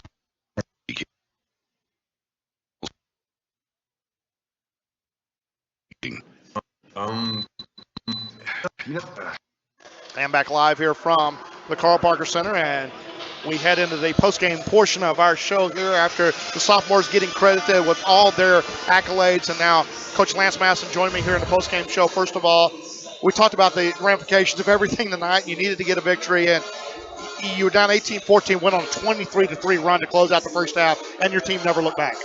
Yeah, I thought we got off. We were a little bit antsy, a little bit nervous, and then, I thought we finally got our composure and went on that run. And, it was a good run for us. We had some key players that were in foul trouble. Some of our subs came in and gave us a lift. I thought Marco played well, and Chase Rutledge came in, hit some shots, and DeAndre Frank came in and played a solid game for us. And, I'm proud of these sophomores. It's about student development, personal growth, and, they've improved on the court as basketball players, but, I think they've improved as people, and, credit to them. They were coachable, and they're just they're good kids, and they're fun to be around. And, it's kind of weird. You see them grow from high school kids into young men, and from a coaching standpoint, it makes you proud. And, we got some unfinished business. We're looking forward to playing on Saturday and then going into postseason. And the one thing that you have right now, knowing that you're playing the number 2 seed, there's no doubt about that. You've secured that. You're going to be the South Division champions outright with the win tonight. And that was the first step of the unfinished business you had from a year ago, because talking to Scott Street about it, and then after the game was over with, you left a lot on the table last year. You had a chance to win a division. You were 4-game losing streak to close out. You didn't play well against Jacksonville in the postseason up at Jacksonville ISD. And it just seemed like that team really took a lot coming into the season, especially when you look at Mambi Diawara, Freddie Williams Jr., and Jordan Harris, the 3 returners specifically from last year, that really put the work in during the summer to get themselves ready for this year. You're correct. They're good. They're good guys, and they're competitors, and they knew that we were better than the way we finished, and it was just kind of a bad taste in their mouth. I think we lost 5 or 6 in a row there, and in all credit to them, they went through adversity right there, and they prevailed, worked hard this summer, came back, were focused, and I thought they had a really good preseason. Led us in the weight room, and we did a lot of plyometrics, and they just been leaders all the way. And it's been, like I said, it's been a fun group to coach. There's times that I just sit back and I've got all these sophomores. They kind of organize practice a little bit as far as the stretching and the warm-up drills. And, I don't even have to come in and be ready when we start because my sophomores know what needs to be done. And, they're serious about it and we're excited. And, I just couldn't be happier. We just got to stay focused and get a little tougher and just play fundamental basketball and team basketball. You started out 1-3, so obviously the formula wasn't working early in conference play when you went on the road, losing the tight games at Paris, at Navarro, and at Kilgore. You respond with 10-2 run to close out the season on the home floor, and you are the only other undefeated team on the home floor this year in Region 14 play besides the Trinity Valley Cardinals. And that says a lot about this program, this unique community, the way they support this program. You don't want to lose on this floor. No, it's definitely been a home court advantage for us. Like I said, we get good crowds. Scott Street does a good job with the game day staff entertainment. Next year we're going to bring some cheerleaders back in, have that game atmosphere. And, we always said, a formula to be successful in this conference is you got to win your home games, and you got to go on the road, and you got to Still about half of them. Still about half of them. And he looked at the 1-3 start. Would you have thought that this team, and obviously the hope for is to play very well, but to go 10-2 the rest of the way before you go to Angelina, that's a remarkable number. You know what? I thought we could have had a chance to be a good team because we had a pretty good skill set. I knew I had some good guys that love basketball, just don't like it. And I knew we had pretty good team chemistry. It was tough for me as a coach, when you only got 8 guys and you don't have 10 and you don't go 5-on-5 in practice, you got to change your practice plan up a little bit. You got to find ways to keep their interest, and you got to find ways to improve as players. And I think that had a lot to do with kind of our slow start, and it just learning how to play with the 8-man rotation. We were on the road early in the conference, and we had some guys getting foul trouble. And I've been a man-to-man coach. I had to put a zone in and teach a zone, and we just had to learn how to substitute a little bit with a short 8-man rotation, and I think we figured it out, Larry. And once we got it figured out and we quit reaching and making stupid fouls and started moving our feet. And that's where it came on the defensive end because you look at the first half of the season, and especially the first half of conference play, this team was not playing good fundamental defense. They were just not. They were not getting the fundamental base. They were not playing the way they needed to, and it transitioned into no good offense because you weren't scoring a lot of points in the first half of the season. But you turned that on in the second half. Yeah, like I said, I think your offense has to complement your defense, and we were playing a little bit of up tempo, maybe a little bit too fast, and that's why I've always played here in this group with a smaller number. I had to slow down and change philosophy a little bit and play a slower game. And if you don't take quick shots and you work the ball a little bit, and it shortens the game on the defensive end. You don't have to guard as long, and I think that's been a difference too. We talk about your 7 sophomore or the 6 sophomores on this team, and obviously Peter Radojic's season was cut short because of the injury. Your other half of the Serbian combination, Marko Zelic, just continued to prove from last year, especially, a lot more confidence this year coming in. Yeah, you know what? I still think. I expect him to settle down and have a good region tournament for us. I think tonight he showed some signs of his explosiveness as an athlete and his toughness. And, he's a good player. He's just got to slow down a little bit and play like he's capable of playing. And we need him to step up when we play some of the better teams in the region tournament. Obviously, Christian Albright had a very good season, but obviously it was highlighted last Saturday on the road at Lee College with the 5 3-pointers in the first half. And you go through the whole process. You know that the capability's there, but he finally came and struck the light switch and turned it on really well. Well, he's always been a good basketball player. He just had to get his confidence back and get back in shape. He was a little bit out of shape, and I think once he lost a little bit of weight, he got his condition back and got his confidence, started playing a little more. he just really took off, and he's been a key for us down low. He's physical down there. He's a good defender on a lot of big guys, and he makes it hard for him to shoot. And he's a good shot blocker, and he's skilled enough. He can step out and shoot and pull, the post out of the basket from the opponents. And he's a very good free throw shooter, and he's a good passer. He does a nice job passing, finding Colt on the low block or skipping the opposite to our shooters against the zone. And he's a big part of our success. Mambi Diawara, the first part of the season, really didn't look like he had taken the next step from a freshman to sophomore, but it seems like since you've gone into South Division play, he has really stepped his game up. Yeah, I think he was just trying a little bit too hard. He knew he was a sophomore, and I think he was putting too much pressure on himself to perform at a high level. And I knew he's got some talent. He's an intriguing prospect because he's so long and lanky, and he can handle the ball and drive to the basket, and he's capable of shooting it. And he's a versatile defender, and he just got to slow down and value the basketball. Sometimes he gets a little bit carried away, and I think that's what he's done the second part of the season.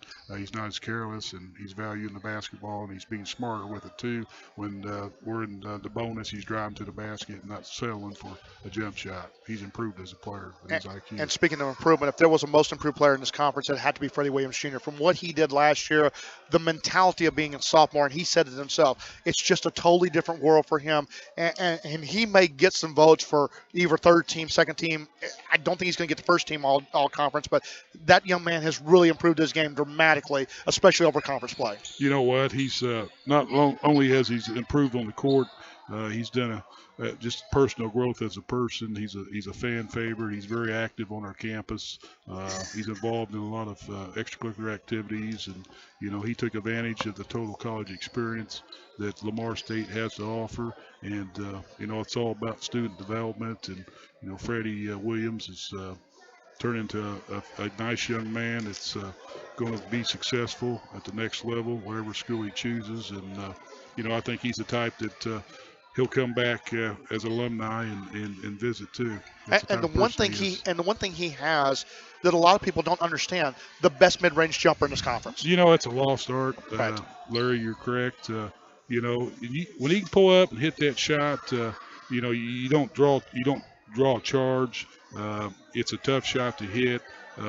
I'm not so sure when we get one of our posts, Christian or Colt or Marcos, in foul trouble, that we slide Freddie in there against the zone. That and go small. He could hit that high post shot, and he's very efficient in that area. And looking at your big two, obviously, you look at Colton Wasprod coming in, just a tremendous player. He has been the offensive you needed to glue this team down on the inside, and he's been there for basket after basket, rebound after rebound. He's got a little bit of a hot-headedness to him at times. Obviously, he plays at a different level than some players do, but when he plays under control, he's a nightmare for opponents. You know what? He's a very good player, and that's part of Colt's success is he has that edge to him that I think it's what separates him from being some of the players in the conference is having that edge. And he's a very smart player.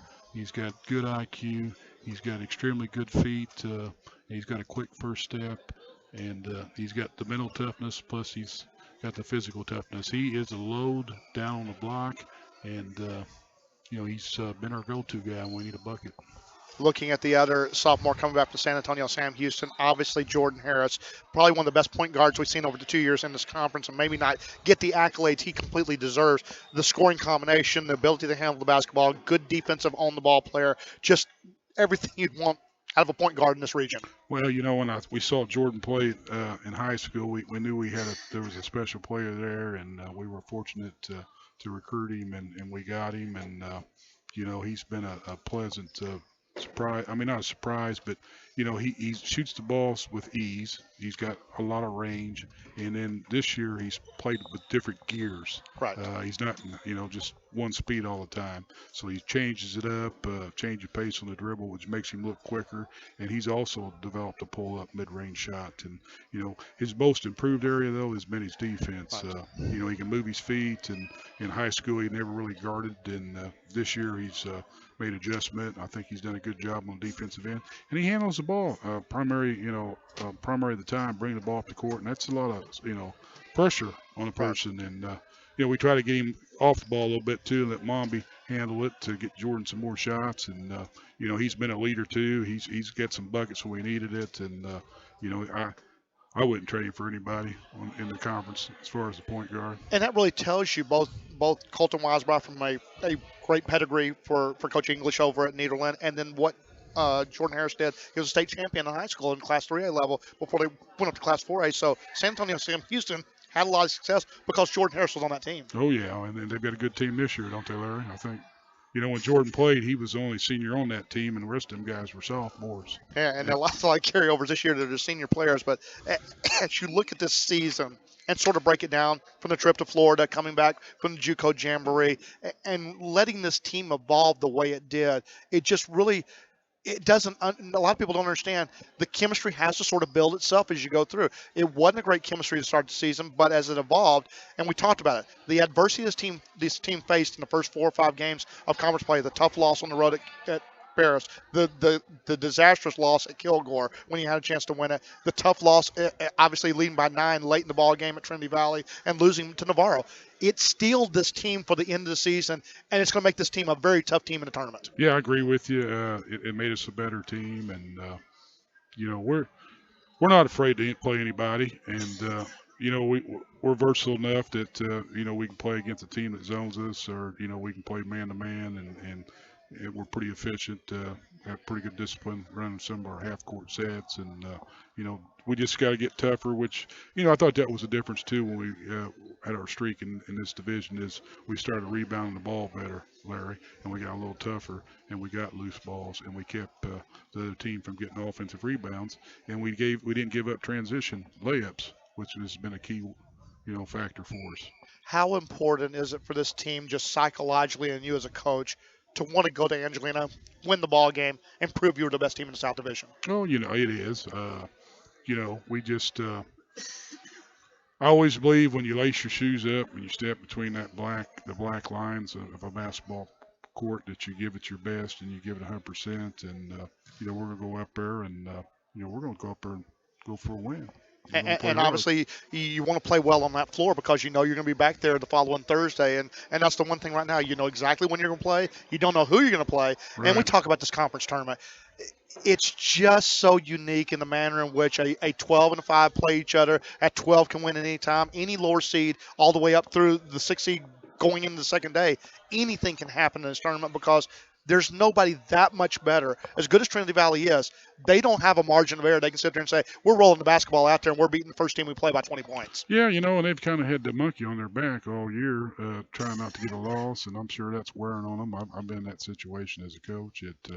You go on that win streak and you're undefeated, and you don't want to lose it, and it's just constant. Every night you're just fighting that battle, and sometimes that takes a toll on you. So hopefully we'll get up there. We'll continue to have some momentum.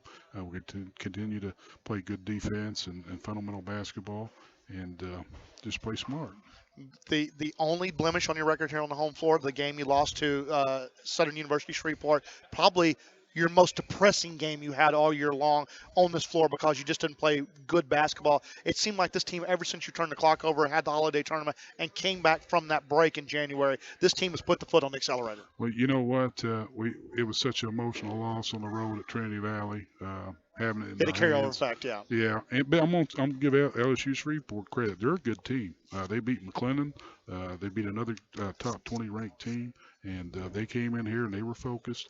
And that team didn't miss a free throw. I think they were 19 for 19 from the free throw line, and they were physical, and their guards played well. My hat's off to them. We got beat by a good LSU Shreveport team. One more game to get your 21 wins now on the season against 8 losses, and you have the opportunity to go up there and finish this thing off the right way in the South Division with only 1 loss to your credit. And that's what a lot of people don't understand, how good Blinn is. This is the team you talked about in the pregame show that has been such heartbreaking losses. I think tonight was the culmination of a lot of those losses where they got down by the 15 to 20 points, and they just didn't have the run left in them. Well, I'm going to say this. There's no team in this region that wants to play Blinn in the first round. that they don't look at the bracket and see Blinn. And that's the thing that's still left over right now is all those teams with 10 wins that are still battling for those final playoff spots, the seeding spots.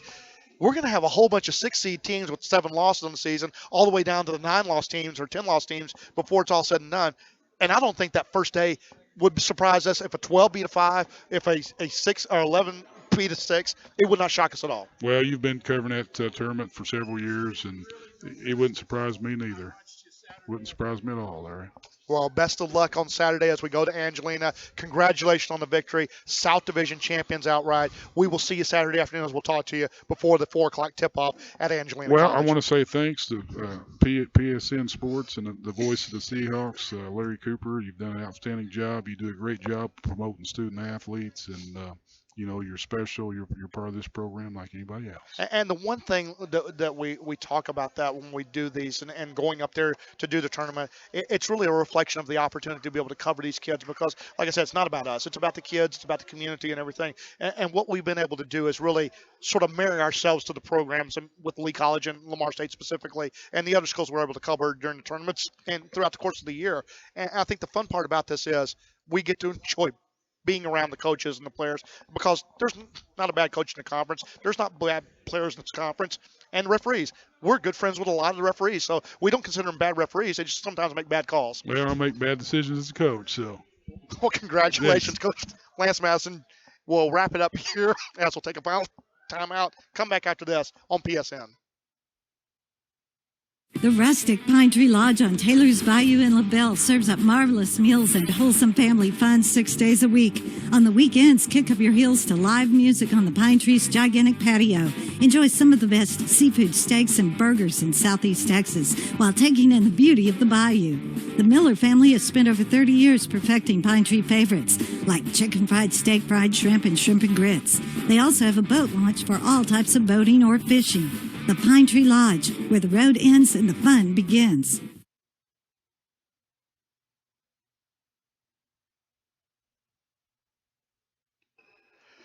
And back live here from the Parker Center as we have gone final. The Lamar State Seahawks with the victory over the Blinn Buccaneers as they win it by a final score of 78-55. We'll wait for the other results to come in, trying to get a result from Navarro and Panola to find out who's going to be the number 2 seed in the North. That may still be up in play right now, but what we do know, Trinity Valley is the overall number 1 seed. The Lamar State Seahawks are the overall number 2 seed. They will wait till Thursday to find out their opponents. Coming up here on PSN Sports as we'll have the broadcast for Lamar State basketball coming up next Thursday from Angelina, but some work to do at Angelina on Saturday as they'll play a 4 o'clock matchup with the Angelina Roadrunners. Remind you, coming up, we'll have softball here on PSN Sports as we'll start it on Friday with the crossover tournament for the Lamar State Seahawks as they will take on the Tyler Apache ladies here at 12 o'clock. We'll be on the air 11:45 from Longview, Texas. I'd like to thank Dave Biondi, everybody back at Peanut Streaming for turning the knobs, twisting the dials, and Mike Langley and everybody over at the Mothership, 1450 and 1510 a.m. Sports Radio in Beaumont and Nederland. Thanks for everybody joining us. We'll see you on Friday afternoon from Longview, Texas. You've been listening to a special sports presentation of the Premier Sports Network, the new generation of sports broadcasting and a proud part of the Premier Entertainment Group. All rights reserved.